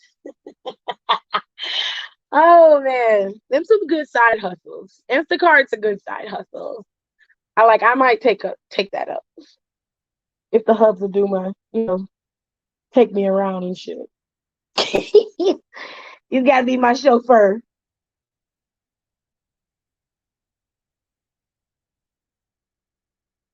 Who do you think is gonna win between Raquel and Frankie? 1 second. Empower Women's Tournament. If I recall, Deonna was not in that tournament. Deonna was defending her title against Melina, and she beat Melina. You don't know what Instacart is, Tirza? It's a shopping app where you can have your groceries delivered to your house. Somebody else does the shopping for you. So there's Shipt and Instacart, and I believe there's like a couple other apps that do it, but they literally do all your grocery shopping for you. The only stuff I use Instacart for, because I don't like, people don't shop the same way I do, so they don't pick out like my meat or my fruit and vegetables for me, because people will just pick up anything and put it in the cart, and you gotta look at shit, okay? So if I use Instacart, it's usually for non-perishable stuff like canned goods, chips and pop and all that kind of stuff.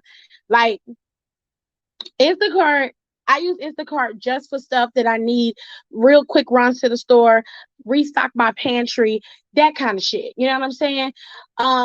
That's what I use Instacart for. But some people use Instacart for everything, and you can go full on shopping for somebody else on Instacart and get paid for it. So it's a good little side hustle to have, a good little piece of coin to have. And I was thinking about doing it on the weekend so I can get out the house and get away from my parents for a little while. I was gonna make my husband do it with me, but I'm gonna have to do something strange for a piece of change for that. Shipt is one. It's a good one. And DoorDash allows you. There's also an app for alcohol that can be delivered to your house. I can't remember the name of it, but there's an alcohol app that you can have alcohol delivered to your house. I think it's available in New York. Whatever you want, you can get it picked up there. And a lot of the bigger apps like Uber and DoorDash and Grubhub are starting to add grocery stores because they want to compete with Instacart and Shipt. Girl, it's a whole fucking racket, honey. Whole racket. Who do you think is going to win between Raquel and Frankie? I'm hoping Frankie wins so Raquel can go up, because I think it's time for Raquel to move on. There's nothing else for her to do in NXT. I really hope that Io Shirai and Zoe Starks drop the titles. Don't care who they drop it to, because I feel like Io needs to go up too. She's a part of the old guard, and it's been time for Io to go up, okay? But I hope it's Frankie.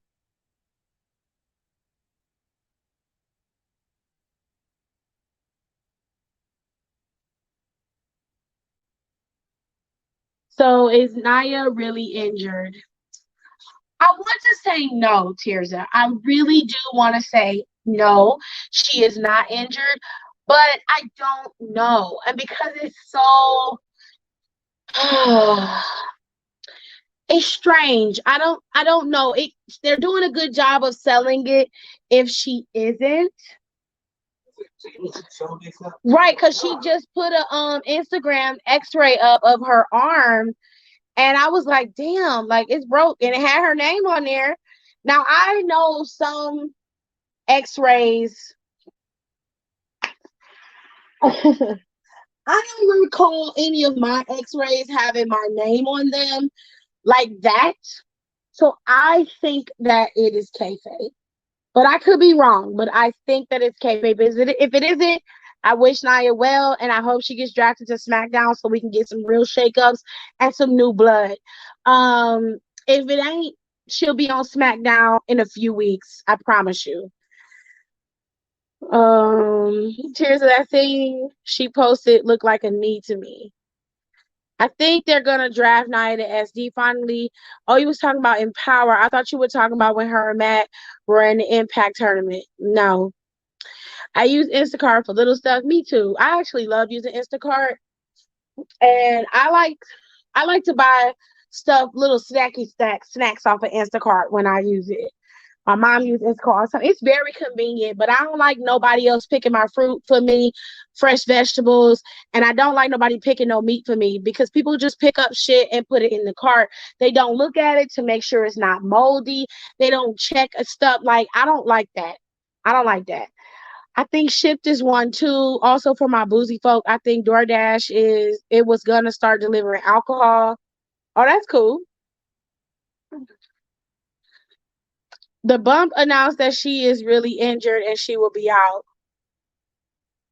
Like I said, if she was really injured, I wish her well. I really don't be believing those news breaks sometimes. Me either. But if she really injured, then you know, she'll heal and she'll show up on SmackDown. Hopefully she'll get drafted to SmackDown.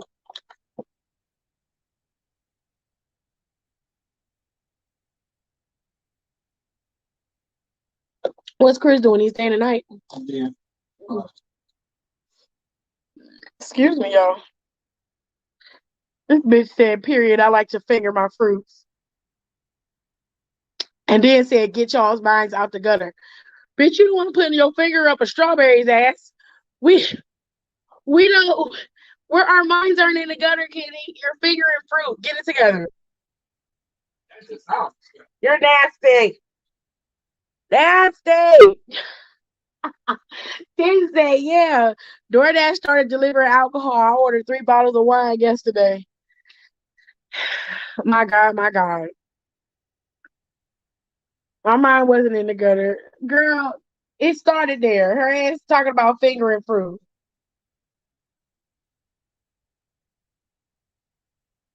Yeah, that's what I'm saying. They said she had a dislocated and fractured elbow. She would need surgery. I don't know. Me either. That's why I said if she's injured for real, I wish her well. I really do. Um, and I hope she get well soon and come back and start causing havoc on SmackDown. If she is not, she will pop up on SmackDown. That's just how I feel. It's hot in here. I Instagram fan. I'm not on Instagram. I'm on YouTube. Look at stupid. You're live. Yeah, it says it. Right fucking there. Right fucking there. No, because my hair not done.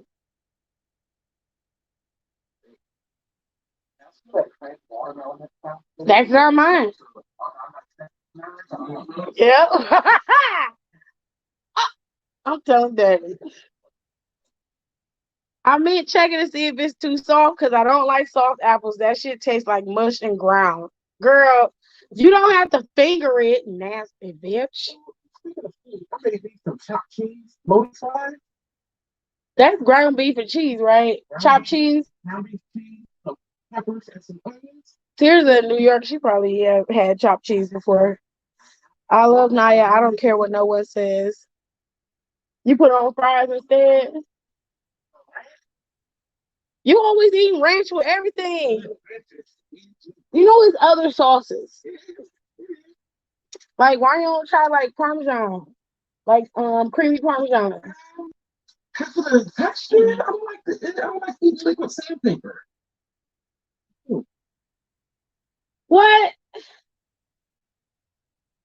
What? You said it. You ever drink a liquid and it's got sand and like sugar in it, and you don't mix the sugar in it? Yeah, when Kevin used to make Kool-Aid. Yeah, it tastes like that, and I don't like that. I got a total of 72 cupcakes plus a dozen tequila cupcakes. They take the little dropper and put it in the cake. I never understood the concept of that because I feel like if you're gonna drink tequila, bitch, just get the bottle and drink it. Why do you want it in a cupcake?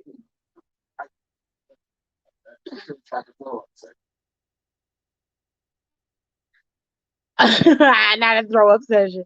Creamy Parmesan is not like sandpaper. Ladies and gentlemen, my brother. Yes. Yes. One of these days when all of my siblings are home, I'll go live and we can show y'all. It's not just me. I'm not the only one. And y'all always think I'm the only one. We know how to have a party. And my brother is the ringleader. It's like having ringling brothers. No, no. Get the thick ass out of here. You may not.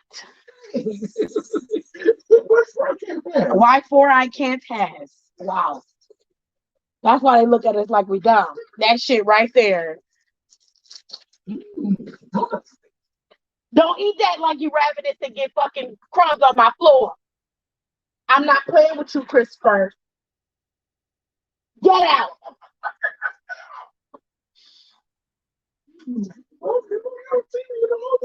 But you ain't gonna get no crumbs on this floor. I ain't trying to hear brown mouth. You already on my ass because this room ain't cleaned up. See? You see what I'm saying? You see what I'm saying, Jared? Christopher?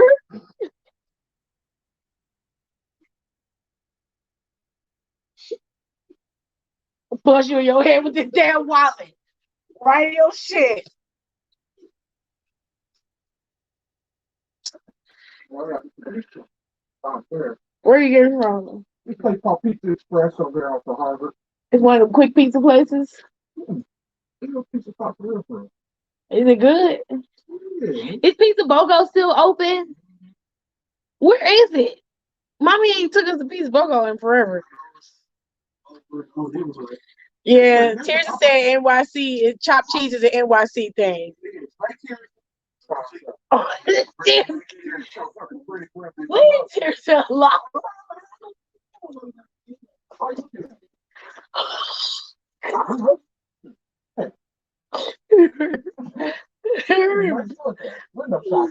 Stop.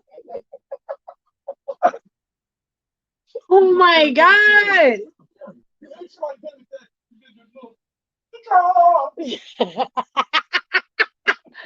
Stop. So I have a random question that's off the topic of wrestling. So my boyfriend and I have been having really deep conversations. He's been asking me a lot of marriage questions. What do I make of it? Where? Got on his knees to propose to you, don't make nothing of it. First of all, get out of my business. Get out of my business. Stop thinking of me saying, trying to tell you something. Hold on a minute. Hold on.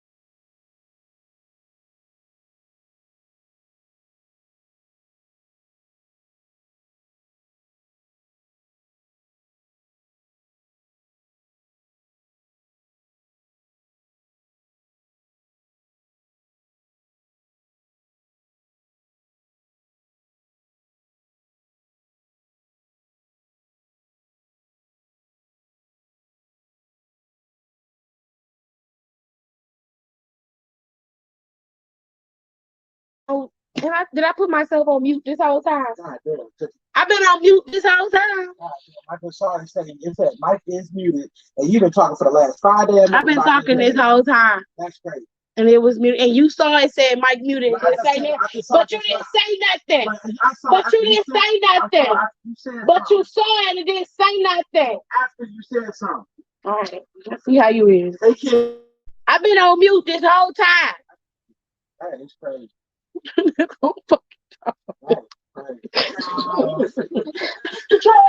your fault because you in here messing me up.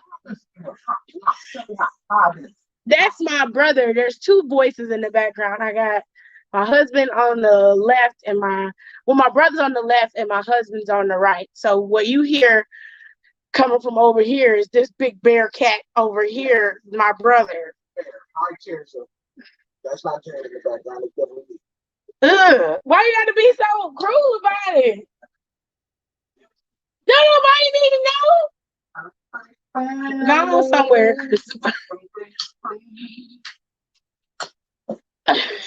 I was cussing my brother out.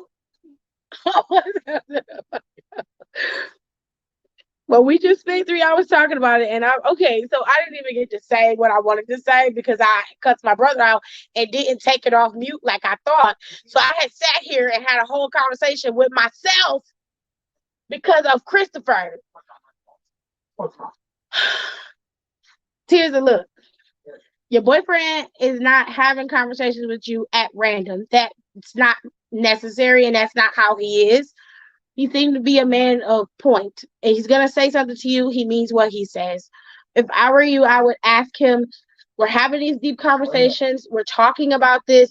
What do you want? Do you want to marry me? It's not going to kill you to know the answer. And I'd rather you know up front now, whether it's yay or nay. But to be honest with you, I think it's yay. Don't listen to my brother. It's a black force. You just ask, hey, Nick. What is we on? Don't listen to him. Don't fucking listen to him because he's stupid. God. Just ask him straight up. Hey, we having these conversations. I don't mind having deep conversations with you. You know I love it, but I want to know why we're talking about marriage. Where are we going with this? Do you want to marry me? And if that's the case, where we're going? He already answered that question. She knows that. Oh, he wants to be married. She knows that. Now the question is, he wants to marry. That's why I said marry your mind your business and marry Chris. I'm talking to Tears out. Okay, well let that business be the one that pay you, not this business. Well, a nigga need to go. You better get your ass the fuck on. Because you messing me up. Because you ain't here cutting up, Chris. I'm gonna put you on. I'm gonna put my headphones on. Because I'm tired of you. Shit. He's so stupid. He the reason why I was talking to myself for 15 minutes. I had this damn thing on mute and all that shit. And his ass, I'm sitting here and I'm like, they can't hear me. They had a whole fucking conversation. They can't hear me. Oh, I'm so upset. I don't know what to do. Anyway, what I was saying earlier was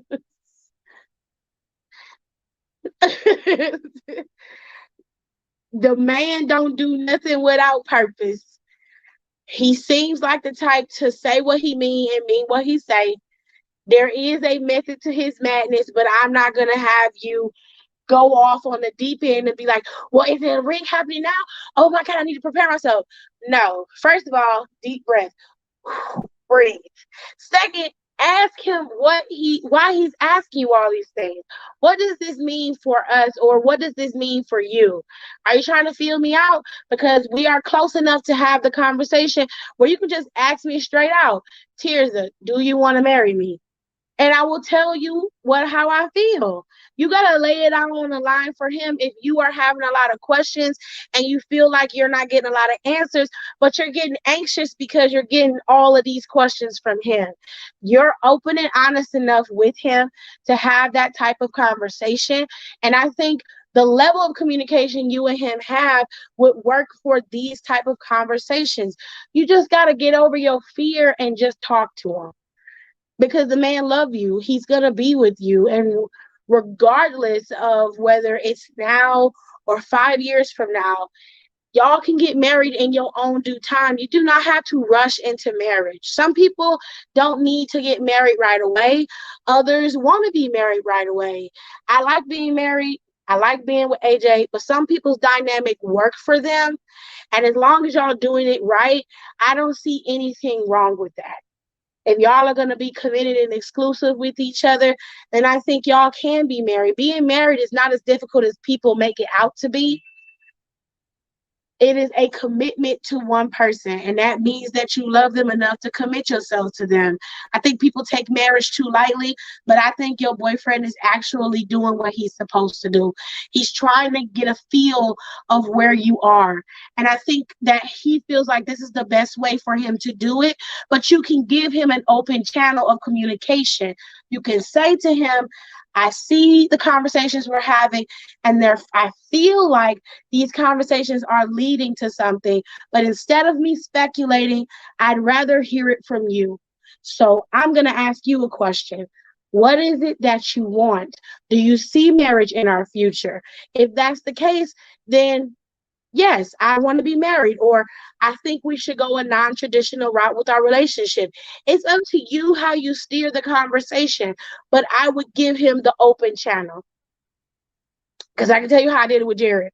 The only way I learned how, or the only way I figured out how I wanted to do things, or how I could tell people, I would do it from my personal experience, and that's the only way I can draw from it. When AJ and I hit 3 years after high school, I didn't want to be with nobody else. I loved Gerard to the ends of the earth. Love his dirty draws. So I did not want to be with anybody else, but I knew that may not be the case for him. So I told him, I understand that this relationship, this type of relationship, is new for you. But I can tell you right now, I'm not in the business of just being a fuck buddy. And I am not in the business of just being a 20 to 30-year girlfriend. That is not something I'm striving to do. So if you want to be married, then I would like to know that. I want to know, do you have aspirations to be married? He said he did. I said, okay, do you see yourself being married to me? And he thought about it for a minute. And he said, yes, I can see myself married to you. I said, okay, last question. Do you want to marry me? He thought about it for a minute. I let him think about it. And he said, yes, I do. I do want you to be my wife. I said, okay, I'll tell you right now, in 5 years, I expect a ring. I do not want to be your girlfriend in 5 years. If I am your aspiration, then give me what I want. And give yourself what you want. He said, okay. I got the ring later on that year. That did not happen 2 years after. I gave him plenty of time to decide what he wanted to do, but he knew what I wanted. Now, it wasn't a timetable. It was to make sure he understood the seriousness of what I meant. I wasn't not going to wait around for him to decide if he was going to be ready or not, but I gave him ample enough time to do whatever he wanted to do. But when AJ decided to go into the military, he decided to propose early because he knew that I could not go with him and be his girlfriend. I couldn't live with him. You know what I'm saying? We couldn't live on base together because that's frowned upon in the military. We were going to get married anyway, so we got married early. But like I said, everything happens in order for each person in the relationship that they're in. So you know him better than any of us. And no one knows your man more than you, Tirza. So if I were you, I would sit him down and I would talk to him and tell him what you want. The only way that this is going to work is if you two are on the same page. And for the most part, it seems like y'all are. It seems like you understand that you love each other. You don't want to be with anybody else. You're infatuated with him. And he seems to be in love with you and infatuated with you. So I don't see why it won't lead to marriage, but he may want to get some things in order first. And if that's the case, then tell him to lay it out for you. What do you think you need for us to get married? And he said, well, I want to have a little bit more money in my pocket. And I want to make sure I can give you all of that. And you could be like, look, I don't need all of that. I have everything that I need. The only thing I want is to be married to you. Long as you understand that, y'all on the same page, everything's gonna be gravy, baby. I wouldn't worry about it, but I would talk to him just so you can have some clarity. I hope you heard me this time. I'm not on mute. Jared, check my phone and make sure I ain't crazy. I'm not on mute. I see him in the comments and I see my thing moving. It look like I'm not on mute. I'm not on mute this time. Okay, great. My brother ain't up here distracting me, so I was able to get it out this time with a bald-headed ass. And bald-headed. So let me go back to some of these comments.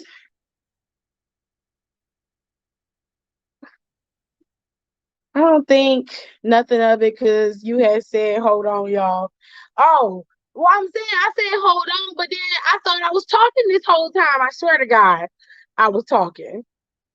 E&J cupcakes, Jack and Coke, Prosecco, red velvet, chocolate chip, cook and sugar cookies. She makes some bomb sugar cookies and some bomb chocolate chip cookies. Them bitches slap. Jared, remember Kenny's cookies? Jared ate all the goddamn chocolate chip cookies. They came broke because she baked them real soft. Them nephews, Kenny came in and destroyed our cookie crumbs. We was trying to hide them, and them niggas found them shits and ate the hell out of them. Teresa said, I can't even hear him good. You don't need to hear his thick ass no way. It was messing with me. Might use Casamigos, what? Casamogos or for the tequila cupcakes? That's a type of tequila. I still ain't found the rock tequila yet. I'm gonna get it. Y'all are funny. A nigga need to go. That's my brother being around, and like when my siblings come around, we cut up. So so it's just natural reaction of all of us being together. We act a fool, and don't let my mother and my father get involved. It's like a whole ass party, and don't nobody be here with us but us. It just be all of us kids and my parents, and we be cutting up, and people be around us, and they just be like, y'all are literally a whole ass party, and nobody's here. I'm like, that's normally how it be, man, because that's all we knew how to do in the projects.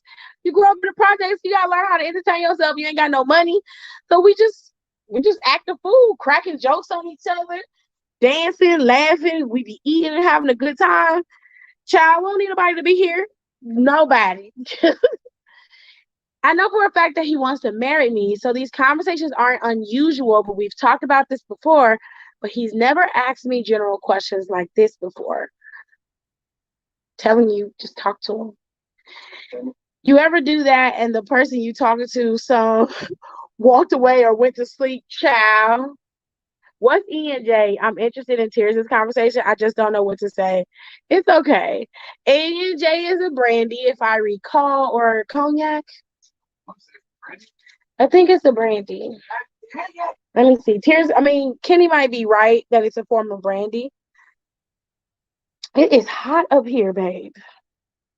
Yeah, it's a brandy. And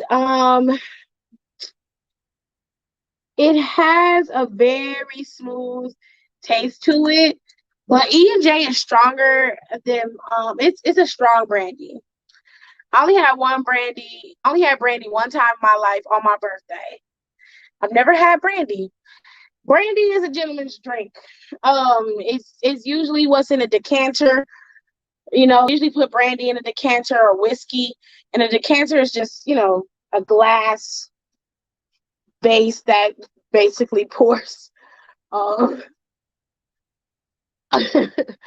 basically pours brandy, or it opens up the alcohol, from my understanding, lets it breathe and lets all the notes come out when you drink it. You put a cube ice in it and serve it over ice, or you serve it neat. Either way, most people drink brandy from a decanter. Black people keep E&J in the bottle and pour it out. Especially older Black people do. Like, when it happens, I know whatever wedding dress she gets gonna be fire. I better get an invitation too, because I want to go turn up, and I don't want to be at the table by the bathroom either. I don't want to be at that table. Don't put me in the back. Yes, I was upset. I was like, no, they broke. I was highly upset with myself. Casamigos. Oh, it's called Casamigos. George Clooney brand is Casamigos. Oh, there's a lot of alcohol brands out there by the celebrities. Some of them pretty decent. I really want that Dan Aykroyd one with the crystal skull. I don't even want the alcohol. I just want the skull. But then I seen a bunch of decanters that are shaped like crystal skulls, and I was like, I might just get that decanter, bitch. I don't know if I need that $75 bottle of alcohol. Your moms be funny during them wrestling commentary. Child, she worse than me, honey. She be into it like she is not feeling Nino Brown right now. She is mad as hell at him. She's a face girl too. She do not like Nino Brown at all. She is mad at them. She was like, I'm pissed at them. They gotta get their shit. I'm sick of this fucking storyline. She is mad. She be going off. I'm like, oh my God. You sound worse than me, girl. Oh, what's wrong with George Clooney? What did he do? I'm only slightly informed. If you don't want to use it, this is a good time to choose. If you sick, drink a shot of E&J, opens your sinuses right up. It's real strong. E&J real strong, honey. I already have my dress picked out. Nah. I had my dress picked out at one point too. Not even gonna lie. But then I realized I was a thickums and I had to change my dress. So I was like, I'd pour the alcohol, just keep the skull. Right, but see, it's $75, Aaliyah. It's $75, babe. And I can't be pouring out $75 worth of alcohol, okay? I can't. And yes, if you'll get an invite. Oh, me and AJ gonna be in there doing the Harlem shaking shit. We're gonna be tearing shit up. AJ knees don't go out on him because he got bad knees. Tears are gonna be critiquing our dances and shit. She'll be like, I give you a solid 6. I feel like you could have did that twirl a little bit better. So I'm gonna be like, look.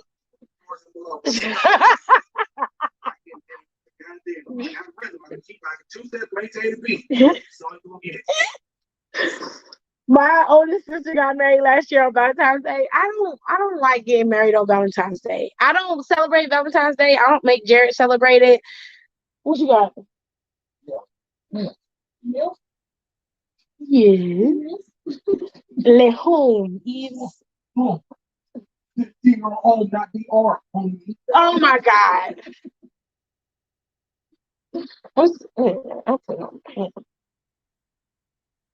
Oh, they come out strong. Oh, that's nice. I like this. How much is this? Buy one get one free on the YSL website. It's $95. Buy one get one free for YSL. Can this smell good on me? I might have to wear this. Can I'm for real. Jared, look. Jared, look. So it's a lot of stuff. Look.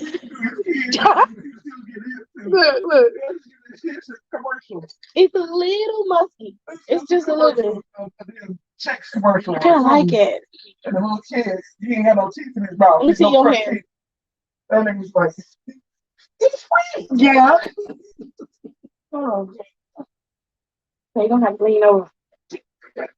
Oh, yeah, Jared. Yeah, you're going to have to get this. You're going to have to get it. What's that? Yeah, Jared, you need to get that today. You get that right now. I give you a credit card. I pay for it.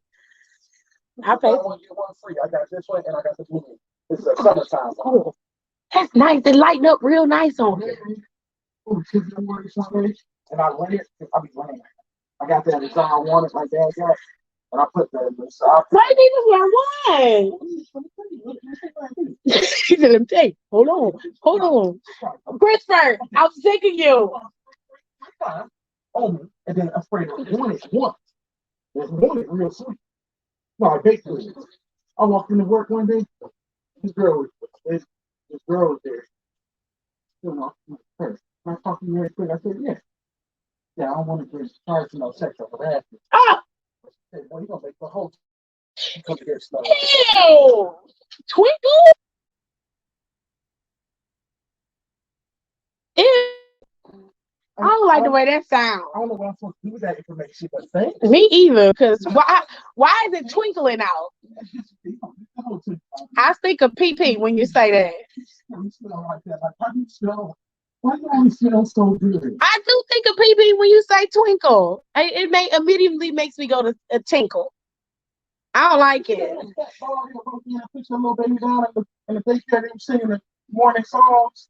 No. Little black girl come inside the daycare, little fat, big, dusty, steak, rank, grilled cheese smelling ass white girl sitting down in the chair singing the morning songs and push the little baby down on the floor. Well, when I tell you, Did they beat his ass? no, there was nobody in there. It was just him and the baby. Oh, I had that nigga look like Nick Foley when I got done. Not Mick Foley. Right now. Yeah. Ruben just got his hip fixed too. Nick Foley was right now. He's looking like a damn mess at it when I get done with that mouth. Wow. Well, Kenny, I mean, he's George Clooney. His face not gonna change. Well, he don't change his facial expressions. I don't know what that is. It looked like he making marshmallow things. If your mom has to be on roast sessions and just went about Roman, that'd be good. I mean, my mom is one of the coolest. She's the coolest lady ever. So, I mean, I would have to record her going off on Roman by herself and then put it in there. And put it in there because my mom is hilarious. So the tip remember during the Women's Royal Rumble and your moms would came in cracking the fuck up about Victoria. When she did that, when she turned around and shook, my mama had all of the feels, honey. Speaking of commentary, my mama was hollering at you, calling him Lashley Scoop Ball. Hey, he do look like a Scoop Ball. Y'all ever seen you ever seen Martin? And Martin always telling Tommy he be leaving head chips in the sink when he shaved it. The scoop, I got the scoop ball from him because he funny. Martin kills me. I make $75 on one nail set. I'll be okay with just the skull, girl. Oh shit! I lost my. Dang, here we go. I can't just pour out no alcohol. That would break my heart. I paid $75 for some glass. Oh no, baby. No. I'll keep the alcohol in it and just buy the alcohol. I might drink a little bit of it and see how it tastes. You know, I actually have three options. One will be the wedding dress, the other will most likely be my reception dress. Oh, I was gonna do that, but see, me and AJ had already had our wedding, and I really just wanted to have a big reception and I wanted to take pictures. So I scrapped the whole wedding and was like, I just want y'all to buy dresses so I could take pictures. And everybody was with it. So the other, I don't know. Girl, wear them both. I'm sure you'll look good in all of them. Them shoes you sent, it's $500 and some change. I'm going to buy them income taxes. Let me tell you something about shoes, Kenny. There are few things that I will spend a lot of money on. One of them is makeup, and the other are shoes. And the reason why is because quality in shoes do go by price.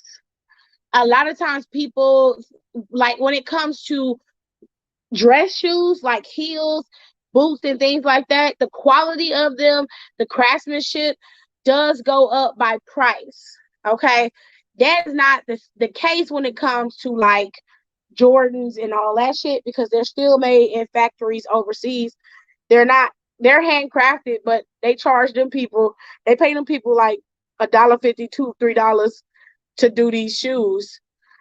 And they're not really making no money, but Nike and them making a lot of money. But you talking about companies who have factories and they're making handmade shoes. Most designer shoe brands have factories that they make shoes in. And most of the time, if they're really good, they're either in Paris or they're in Italy. And it costs money to get your shoes made over in Italy. You just can't get your shoes made for next to pennies. Now, if you go into Indonesia or China, you're funding the economy and stuff, and that is it's a cheap labor thing over in those smaller, well, over in those countries like that. And a lot of American companies utilize that, and then they jack up the price of the shoes. But I find that most small businesses are focusing on quality rather than quantity, and they come out with seasons. And I like to buy my stuff, so it doesn't have to be designer, but it can be a small business style of designer. And I don't mind spending the money. I don't mind spending the money on some good shoes that will last me quite a while. Like a lot of people always ask why people wear red bottoms till the bottom wears off. And it's like you're not supposed to wear red bottoms and it don't wear off. That's the quality, a sign of good quality. Because I guarantee you, if you take your ass to fucking Fashion Nova or any of these other fast fashion places and buy a pair of shoes, after 4 or 5 times of wearing them, they run over and they no longer fit right. They either loose on the foot because they done stretched them out too much, or they done broke because they're cheap quality. But if you buying a pair of Louboutins, them shoes gonna last you a couple of years, beyond years. Okay. My mother used to have this red and black pair of stiletto pumps that I used to try on all the time. And that's where my love affair with shoes came from. I love them damn heels to the ends of the earth. Those are my favorite shoes. So I love shoes. I don't do nothing but window shop looking at shoes all day. My husband will tell you I used to buy shoes every time I got paid, and every time he got paid, oh, I was buying a pair of shoes, honey. Shoes was the life, but I wouldn't wear them because I didn't go anywhere, and he would get so mad at me because he likes heels. He likes to see me wearing heels, and I wouldn't wear them. I have a pair of heels now that he loves that I haven't put on in years. When's the last time I put those shoes on?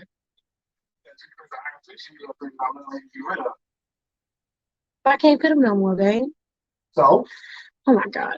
Anyway, he likes that I like to wear heels. He likes the feminine side of me, and that's awesome because I like being feminine and soft with my husband. But anyway, I I don't wear them, and I love boots, but I can't wear them because I have really thick calves and very, very big thighs, so I can't wear the thigh high boots. But I love the aesthetic of them, and if I can't wear them, I'm a damn sure put somebody in them. And Kenny has the perfect body to wear the shit, and I'm tired of that heifer being in black all the time. So every time I see something, I'ma send it to her so she can go buy it.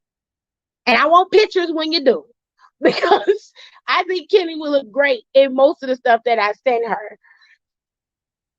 She said she saw them shoes at it's $500, and it's some change, and I'm gonna buy them income tax season. Girl, I love me a good pair of shoes, honey. So, Teresa, do you have 3 different hairstyles and looks with 3 different dresses, or do you just change? That's a good question. I still gotta buy my shoes for Saturday. Kenny, who you cutting these clothes? I know what hairstyle I want, so I'll probably keep it throughout the reception, the wedding and reception. I have one pair of Louboutins. They're they're thigh high boots, and they're thigh boots. And I've only worn them one time in Vegas because they are excruciatingly painful.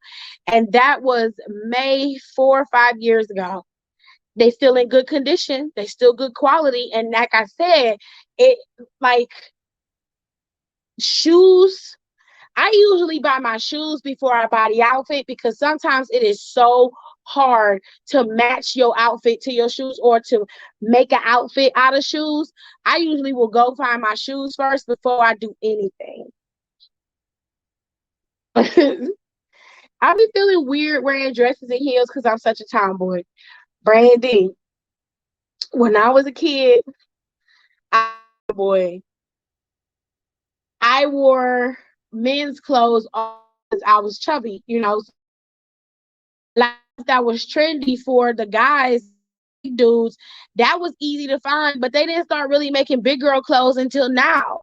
You know what I'm saying? I'm like, well, damn, I missed the fucking boat. You know what I'm saying? Like, I remember when Ashley Stewart first sprung up, Jerry. You remember that shit? And like, and fine started getting trendy clothes, but now it's like that was when it was the day when I was a kid and they had plus size girls that catalog only.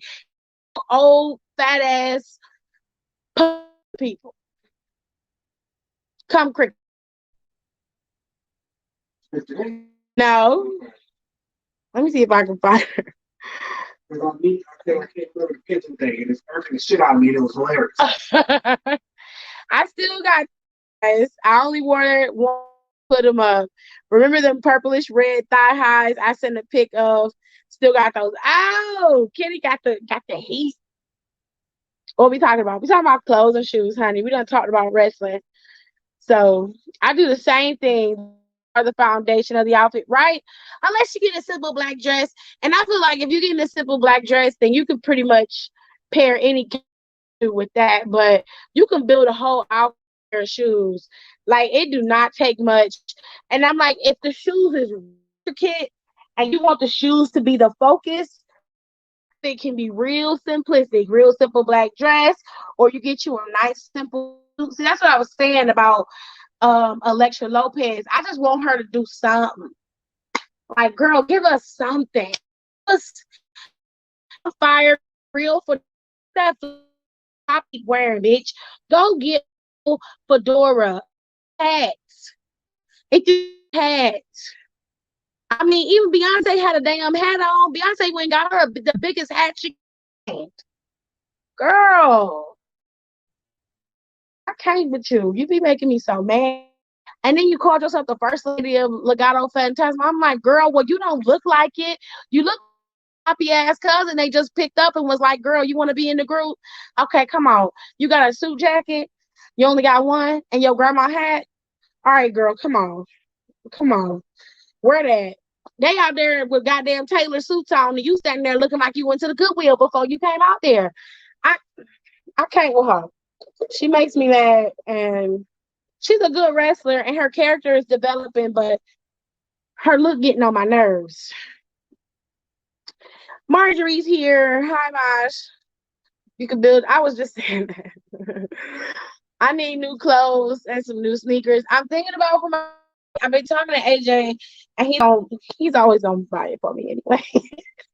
But I'm gonna buy a new sweatsuit to go to SmackDown. It's gonna be cold by my birthday, but I said I'm thinking about buying me some new sneaks. I want to get. What are those that you want to get? The Arab tempos. I wanted to get the red ones that he showed me, but there's a pair of glow in the dark Arab tempos that look fucking fire, and he has a pair of up tempos that I like, but they don't have them in my size, or are they too expensive in my size? It's the same size as mine. It's all the same size. I just won't get them at the price because I don't. Because I use my military discount, I think I'll get another coat again. Shoes are a staple for my outfit. Is it weird that if I have bridesmaids, I want them to wear black dresses? No, I think that black dresses look beautiful on everybody. And that's a color that works for every skin tone, whether you be very, very pale or extremely deep. Black is universal. And a lot of people think it's a bad omen for you to wear black. I disagree. I think if you wear black, you are wearing it for the color and not for the omens and bullshit. Okay? It is a very forgiving color for everyone. Electra was given Carmen Sandiego. That's what everybody said. Electra better step it up because Carmen Sandiego was rolling in her imaginary grave. And that is not a lie. That is all fact, actual factuals. Because Carmen was giving everything with her red trench coat flowing in the wind. She had that long black hair. Sis had her good fedora hat on, honey. She was not to play with. She put her pumps on, was running, stealing jewels and shit. That bitch was serving. Electra just looked like she just came off the street and they was like, come on in.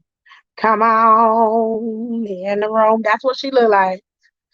It's your wedding tears. I agree.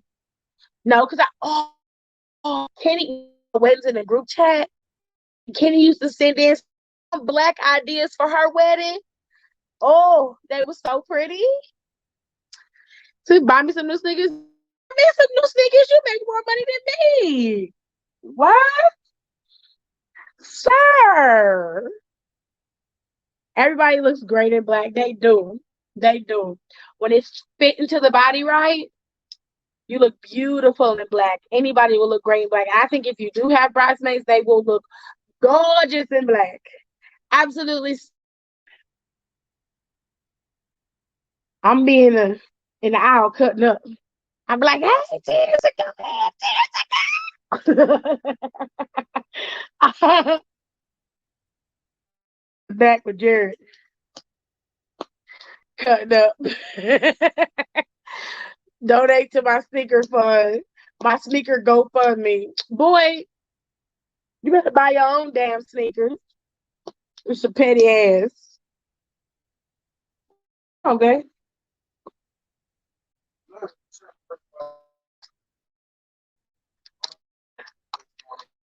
I'm gonna edit the podcast tonight, so I get some of those podcasts up because we got one doing the mock draft. I want to get that up, and then we got last night's that we recorded. I definitely want to get that up. All right.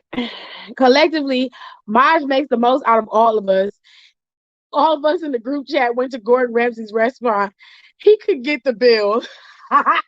If we went to Hell's Kitchen, yeah, he could.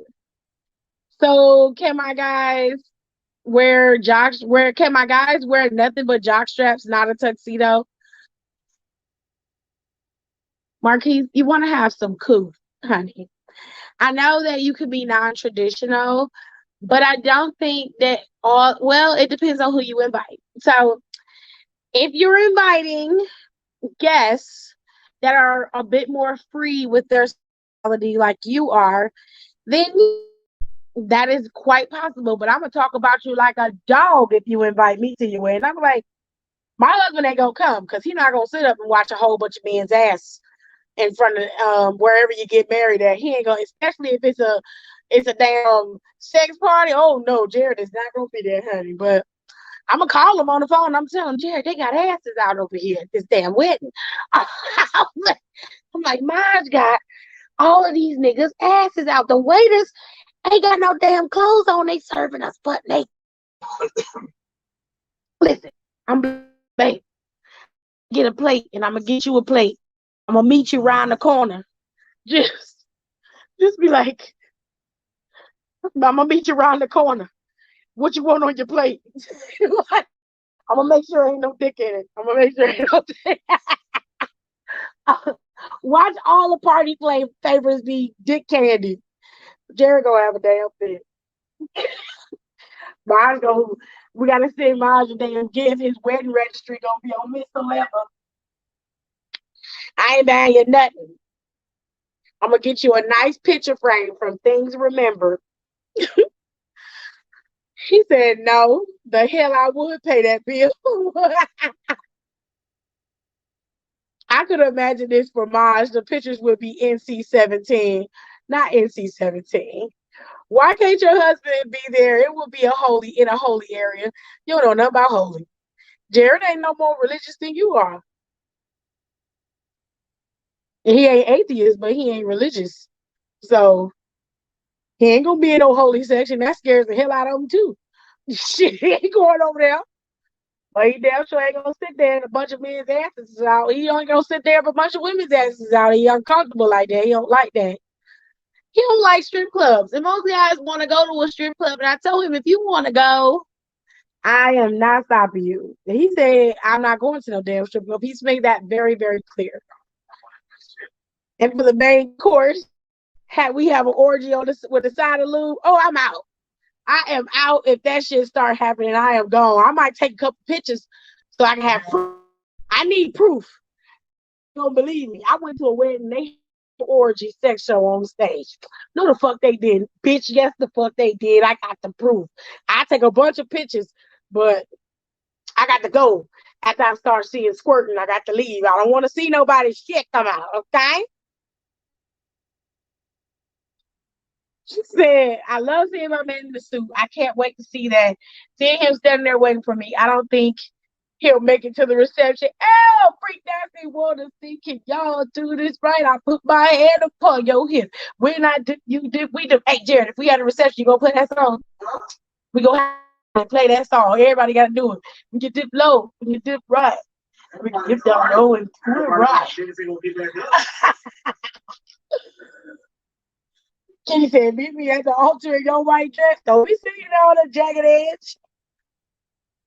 This nigga song suspect as hell. Them niggas said, we ain't getting no younger, so we might as well do it. Not I want to do it. We might as well do it. Holy as in the booty holy? Ooh. You better not put my husband in no booty hole section. I'll bust your ass. The nigga said he gonna play WAP when the men walk in. They gonna be walking in with their asses jiggling and shit. Invite me and Tears into the wedding because I'm gonna be cracking jokes the whole time. It's gonna be a mess. It's gonna be a mess. I'm gonna say right next to Tears, like Tears up. It is asses hanging out in the hallway. You see these asses right here? It's a lot of ass, honey. It's a lot of ass. I don't like it. It's too much ass. It's too much. Them said, not squirt it. Yes, when the squirt start, I got to go. Okay, but the rest of it, I'm filming it. I got to have proof because nobody's gonna believe me. Okay, they're not gonna believe me. They're not gonna believe what I'm saying. So, what's your idea for a honeymoon? Mine is Disneyland or Paris. I do not want to go to Disneyland for my honeymoon. I am a grown ass woman. Okay, I'm grown. I'm not going to Disneyland. I want to go somewhere fun and like where the air smells like it's just sexy. So I want to go to the Caribbean or go to like Fiji or somewhere islandy. You know, somewhere where at night the air is warm and crisp. You can lay in, just live your best. You know, like they got villas and shit you can go into, but it's like $3,200 to go. I still want to go. You know what I'm saying? Like I want my wedding, I want my honeymoon to be somewhere in the water where it's just nothing but me, and you just hear that beautiful water crashing on the waves, and you can pretty much get anything you want because it's all inclusive. I don't have to come out of pocket because I already paid for everything, and I just want to be able to like smell the tropics in the air, and you just feel so at peace. You know what I'm saying? Mm-hmm. That's where I want to go. So I want to go to like Turks. I'll go to U.S. Virgin Islands because it looked like that there too. Like I would just luxuriate in Maldives. What is it, Maldives? I think it's Maldives. I would go, but everybody's going there, so I'm gonna pick something else. Like Fiji, Greece is another one that I really want to go to, and I got a bucket list with my husband that me and him gonna start picking shit off on, baby. That my ass to be on Jagged Edge. That song for me is Too Lazy to Propose Correctly. Ooh. That song is for men. Too lazy to propose correctly. Oh Lord, it's not an ideal song, but most Black people play it at their wedding. And honestly, I don't think it's the best song to play at the wedding, because even in the video, like There was Trouble in Paradise in the video. Jerry, you remember? In the video, it was Trouble in Paradise because the song is like, yes, we've been together a long time, and now I'm ready to get married, but we might as well get married. We've been together for so long. That's kind of how it come across. But they try to make it all lovey-dovey and shit. Yeah. We ain't getting no younger, so we might as well do it.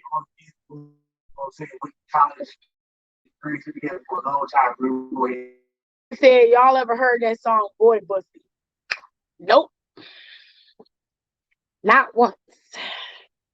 Whispers behind handheld fan. Girl, you see them with the pup mask on? Child in the church. You know I be like that. Mine ain't getting married in no damn church. He gonna be outside at the park where he met him. Damn. Am I lying? I'm not trying to be funny.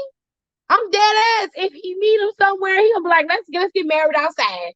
He gonna get married where he feel comfortable. It'll either be in a closed environment or outside where it's just him and the people that will be okay in the environment he wants to have it in. You don't just put everybody like, now what I won't tolerate is your mom and your grandma sitting there with a bunch of men with their asses hanging out. I'm gonna bust your ass if you do that. Because that's disrespectful. Now, I'm not saying you can't live your life the way you want to, but you respect your elders. You don't do that shit.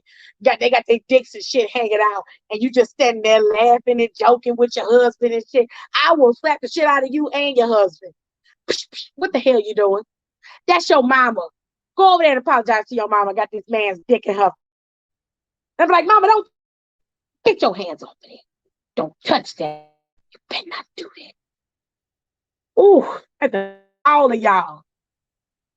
What about Disneyland, Paris? I'm not doing nothing Disney on my honeymoon. I'm trying to fuck. That's not a place you go for your honeymoon unless you a Disney adult. I watch Disney for the nostalgia and because it's good movies, but I'm not trying to live that life. I like my life. I'm trying to spend some time with my husband. I'm an adult. I do adult things. Go to Disney. You're supposed to be getting it in on your honeymoon, honey. That's the point. Supposed to get them jitters out the way so you can fully let your freak flag fry. Just let it go. Titties need to be swinging. Titties, get your tag out of there. It needs to be balls to the wall everywhere. That's how it's supposed to be. It's hard for me to find a dress because I got wide hips, girl. You got a flat stomach and some fine clothes. Throw a rock. You'll be able to find it. I want somewhere tropical. I don't know, maybe Egypt or Shanghai. Ooh, Egypt. Egypt would be great. Most tropical places have honeymoon packages that are all inclusive. I know.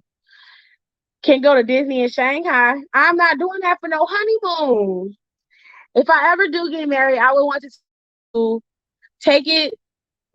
I would want it to take place on a beach at night with the full moon out, nice lights that hang above our heads. Oh, that's sweet. I was close. I said it was gonna be outside, didn't I, Jared?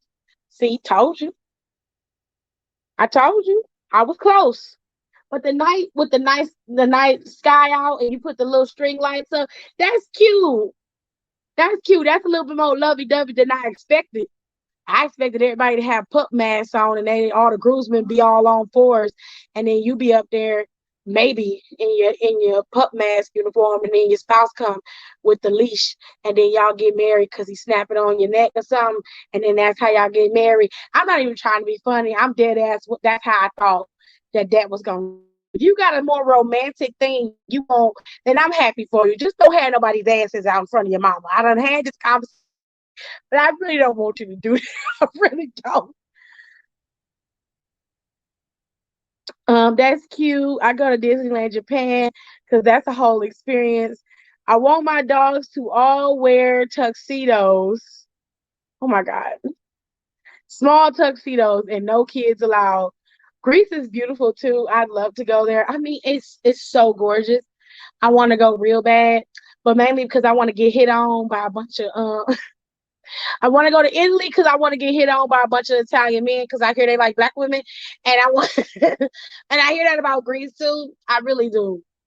I ain't gonna do nothing. I just want to be hit on. Like, thank you so much. Oh my god, Jared, you hear that? I'm like, I really want that Beauty and the Beast theme I sent in the group chat or any of the other things I sent, and I won't like an afternoon wedding, then party all night. He said violent death. Agreed. No kids at my wedding unless it's my nephews who'll probably be in the wedding. I mean, I can understand that. Girl, I told my mom. I told my mom. Oh, oh my God. I am not reading that. Why did you tell? Baby, look at this. Is you playing online? Hold on. I can't read on here or my live will get banned. Hold on.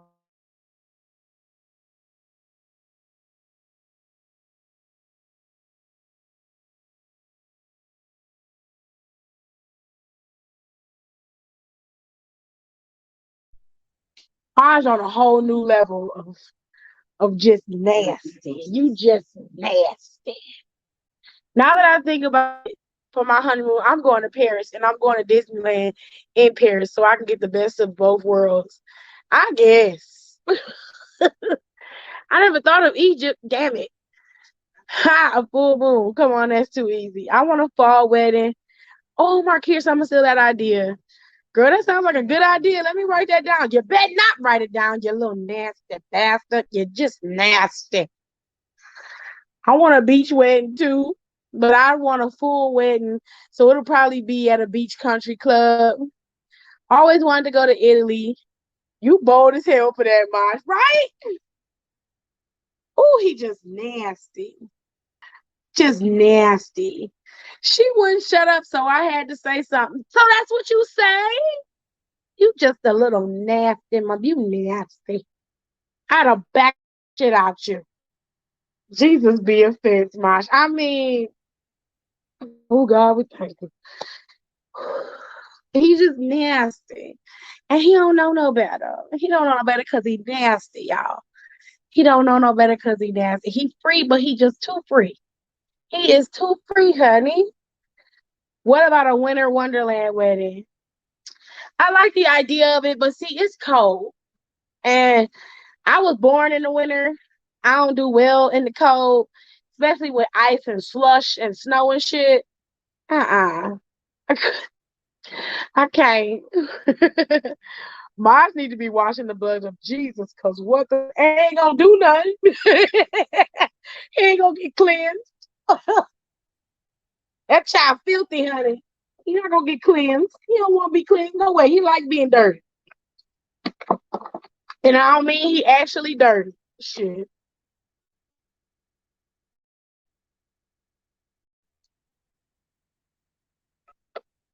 It make you sad. I'm more of a fall spring girl myself. I really like that cologne, baby. It smells really good. This Negro said, Kenny, it burns. Clearly. Right though, if be shivering down the walkway, child. I don't want no wedding that's outside in this cold. I want to be able to enjoy my wedding. You know what I'm saying? Because me and AJ got married in front of my parents, and I I wanted to have an actual reception or at least have wedding pictures.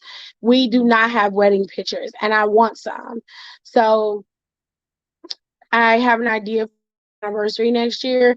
My mom knows what I want to, but my husband doesn't know yet. So I'm gonna surprise him with something.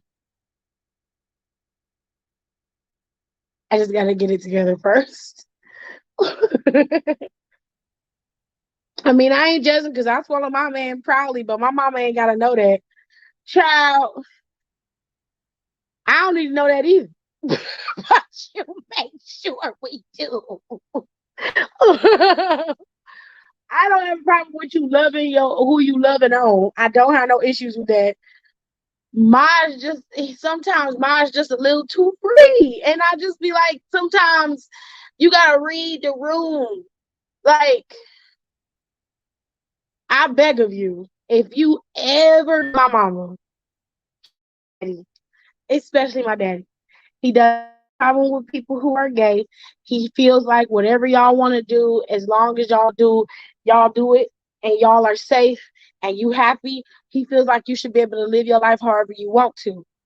But there's just a certain level of respect you gotta give. So I beg of you, if you ever meet my parents, please don't say no shit like that in front of my parents. Please don't. Please, I am begging you. Please don't. Because my parents, they are Christians and I'm a Christian too, but they understand that the world exists beyond just the religion. They also understand that people have to find their own way and you can't just lord yourself over people. I'm just saying, please don't say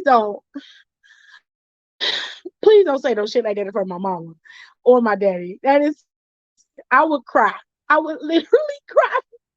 If you ever met my mama and my daddy and you were just like, yeah, so I swallowed this man's dick the other, I swallowed his cum the other day, I'd go, ah, God, Jesus, bless me, Lord. No. I can't have no winter wedding because I done tell the officiant to hurry up because my tits is cow. It's it's cold. I just thought of this rain wedding at nighttime, but it'd be lit up by tons of lights and it's like under the relaxing rainy night sky thing, but that's too much work to get all that down. If it's raining, how you gonna be outside? You're gonna be wet, the officiant gonna be wet, it's gonna be wet. Ooh. Tiff, don't act like you don't be swallowing Jared's love juice. I don't know what you're talking about. I have no idea what you're talking about. I mind my business. I could never say some shit like that to my mom. To be like, I didn't even know he was like that, period. Did your mom listen to an audio message from our group chat? She heard it in passing and she never mentioned it. Well, she did actually. She did. She was like, what the fuck was that? And I was like, that's what they be talking about. But there ain't no reason that I wish you would. I will, as soon as you come up to me, like, no, come on. I'm like, mine is Marquise. Marquise is my mother. Marquise, shake your head high. I have my hand right over your mouth. You say, yeah, hi. And I'd be like, he says hi, mom. She'll be like, why he can't talk? Because I ain't letting him. Mm-mm. And don't take nothing from his hand because he gonna scare the shit out you. Nope. Don't even look at him, mama. Don't look at him. Don't don't talk to him. Don't do nothing. I will be under the tent like the way they be having at festivals, but it would be big, so in a my circle shape.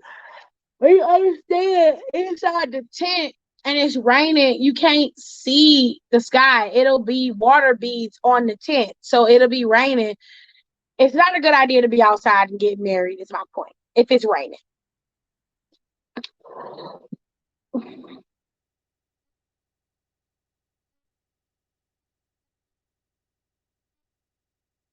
Because it won't work. It won't work. Oh, I'm getting tired. 2 minutes and 30, 2 hours and 30 minutes. Okay. Okay, so tomorrow is going to be therapy Thursday because that's what Rico told me to do on Thursdays. Tomorrow, Thursday or Wednesday? Okay. So tomorrow I'm going to do therapy Thursdays like he wanted to. I don't know if Alexa's going to read again. I don't think she will because she has to work all this week. So it's just going to be me by my lonesome and we'll just talk. like we always do. So I'll be back over here since Instagram is some poos. I'll be back over here going live again. Learn Discord so I can set up the Discord. Okay. Okay. Make sure you guys follow me back over here. I'm gonna go to bed because I have to get up in the morning. But I do have some good news because I didn't get to tell everybody. So I'm gonna tell everybody here. I now have my cakes in a restaurant. Ain't that dope? That's my husband. Anyway, I got my cakes in a restaurant. So I will be selling my cakes to a restaurant. I'm very, very happy. And I'm very, very proud. I'm real proud of that. So y'all make sure. I'll tell y'all all the details when I get everything worked out. But for right now, I'm very happy. I'm moving forward. Things are going on the up and up. And I went to the doctor and everything was okay with me. My blood pressure is down, the doc said. I'm healthier. And I'm getting ready to start my process to have my surgery so I can start losing weight. And then if I can do that, then I'm gonna be moving and shaking for real. Because I might be going to people traveling in places once this Delta variant gets down. I might pop up on Tears because she only what's New York, 6 hours from us? Was it 9? Is it 9? No. Crystal was 3. But Tears is not where Crystal is. So like the most you probably 6? I just said it was 6 hours. Why you gotta be so? You see how you came at me? It was real strong. Your knee still hurt? Did you take the medicine? Yeah. Oh, he was so stank. I ain't even do nothing. I had to pop up on people. You know what I'm saying? I might do that. But it's gonna be 2 years. It's a 2-year process for the surgery and stuff. But for the cooking, the baking and stuff, that stuff's gonna start this year. So I got work to do. I'm getting ready to start making some coin. And I'm gonna get my creative accessories website back up and start running that shit again. So everything's on the up and up. And by 2023, I will have had the surgery and things will really start to get trimmed. Then you're gonna see me in the boots, honey. I'll be stepping out with my leg out and shit like, girl, I know you see it. Anyway, I was talking about tomorrow on Therapy Thursdays. I set up the whole StreamYard thing and everything. We're gonna talk and we gonna vibe tomorrow just like we did today. If you want to talk about wrestling first, we most definitely can. So if something happens, oh, I forgot to tell y'all about Keith Lee. So let me tell y'all real quick about Keith Lee. So everybody was upset that his nickname was Bearcat, right? Well, his name comes from the very first wrestler, black wrestler. It was way, way, way, way back in the day. A man named Bearcat beat this other guy. His name, but if you go on Google and you'll see the articles come up, they'll explain his nickname. But a closer way to do it is to go to Instagram and look at Black Wrestling Alliance. He always got all the tea, honey.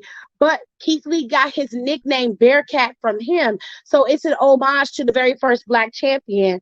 Okay. Keith Lee also grew his beard back out, which I love. I loves me a little goatee, honey. Okay. Keith Lee is fine with that goatee. Me and him got so a good man, honey. But anyway, he grew his goatee and everything back out. Yes. Yes, I do, honey. Oh, thanks, Tirza. I think it depends. Person 2022 about to be a year. So I really do. Maybe people to get off my back on Instagram so much. But anyway, I am going to be working on Mondays. Probably. So I probably won't be. I might be up late because those are the only days that I will work. I probably won't be on Instagram throughout the day. But at night, I'll show up if I'm not too tired and I'll do my commentary like normal. If not, it's because I'm working and I'm tired. But anyway, that's why Keith Lee's name is Bearcat. So it's not some random ass name. It has a meaning to it, which leads me to believe that Keith Lee in the very near future will be the next Black WWE champion. And Sis is not mad about that at all. Okay, so that's where the nickname Bearcat came from for Keith Lee, and all of that is on the up and up. NXT is doing great. They have some good stuff going. some stuff out. They're doing okay with Raw. Raw was very good this past Monday. SmackDown is usually good anyway. So things are on the up and up for WWE. I told you the changes would come and things would get better. You just have to watch it and continue to, stick with it. Okay. So make sure you guys continue to follow me over here on YouTube. Please share my content because that helps me get more followers and that gets my stuff moved up. The more people I get, the more money I can make. If I start making money, I'm probably gonna have to get like sponsored videos or anything like that. But I won't be able to place ads on certain videos. So my YouTube lives, I probably won't place ads on them. But yeah, if you share my content, I'll get more. Please, please, please do me that. Okay. Oh wow, I never knew about that. Yeah, yes, they called him Bearcat because of the very first black champion. They thought that it was Ron Simmons, but it wasn't. They kind of erased the first two. It was Bobo. What is his name? Is it Bobo? I think. Let me go to NWA's. Let me go to the Black Wrestling Alliance's page and make sure I get the information right, so I don't give y'all bad info.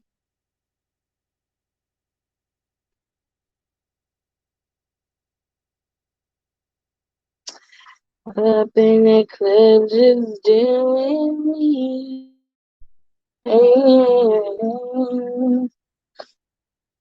Okay, so here's the answer from, it was Bobo Brazil. Okay, so it is widely believed that the name Bearcat is in tribute to Bearcat Wright, the first ever Black World Heavyweight Champion in pro wrestling history. Widely popular in the 60s and 70s, Wright defeated Freddie Blassie in August 1963 to win the WWA World Heavyweight Champion and becomes the first Black World Champion. Wright's win superseded Bobo Brazil's win of the same title in 1966, who is widely regarded as the first Black champion, while Ron Simmons is the first recognized Black World Champion when he won the WCW World Championship in 1992, as both Wright and Brazil's reigns were deleted from the record. I don't know why they deleted them, but they did. But that is where the name Bearcat comes from. It comes from him. So that's the homage to the days of old. And you got to love that. Okay. So Marquis said he had a question about Raw. What happened to Tegan and Shotzi having a match for those titles? Honestly, I think it was because of Nikki Ash and Rhea Ripley's popularity. I think that's why they got the title shot over Shotzi and Tegan. I'm not quite sure but if you ask me, I would give them a rivalry. I would give Nikki Ash and Rhea a rivalry with Carmella and Zelina Vega, and I would let them get the titles off of them and let them split back up, and then I would have Shotzi and Tegan take the titles from them. Either way, Shotzi and Tegan should have gotten a title shot before them, but I'll put it this way. Shotzi's a big ball of fire, but she can't be all of the fun by herself. Nox doesn't give you a lot, and most people are used to seeing Ember and Shotzi together. But because Ember is no longer her partner anymore, and Shotzi is on the main roster, they paired up Nox and Shotzi again. So that's what it is. It is what it is. I don't know when they're going to give them a title shot. I would hope that they would, but they may have split the tag team up and they may be letting them go on separate shows. You never know with WWE. It's always something. You know what I'm saying? You want to get married in Hawaii and watch the sunset. That's cute. It didn't happen on Raw.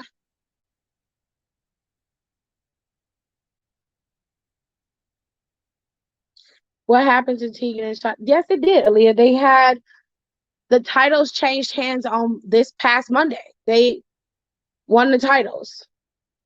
Tegan and Shotzi beat the tag team champions, Natalya and Tamina.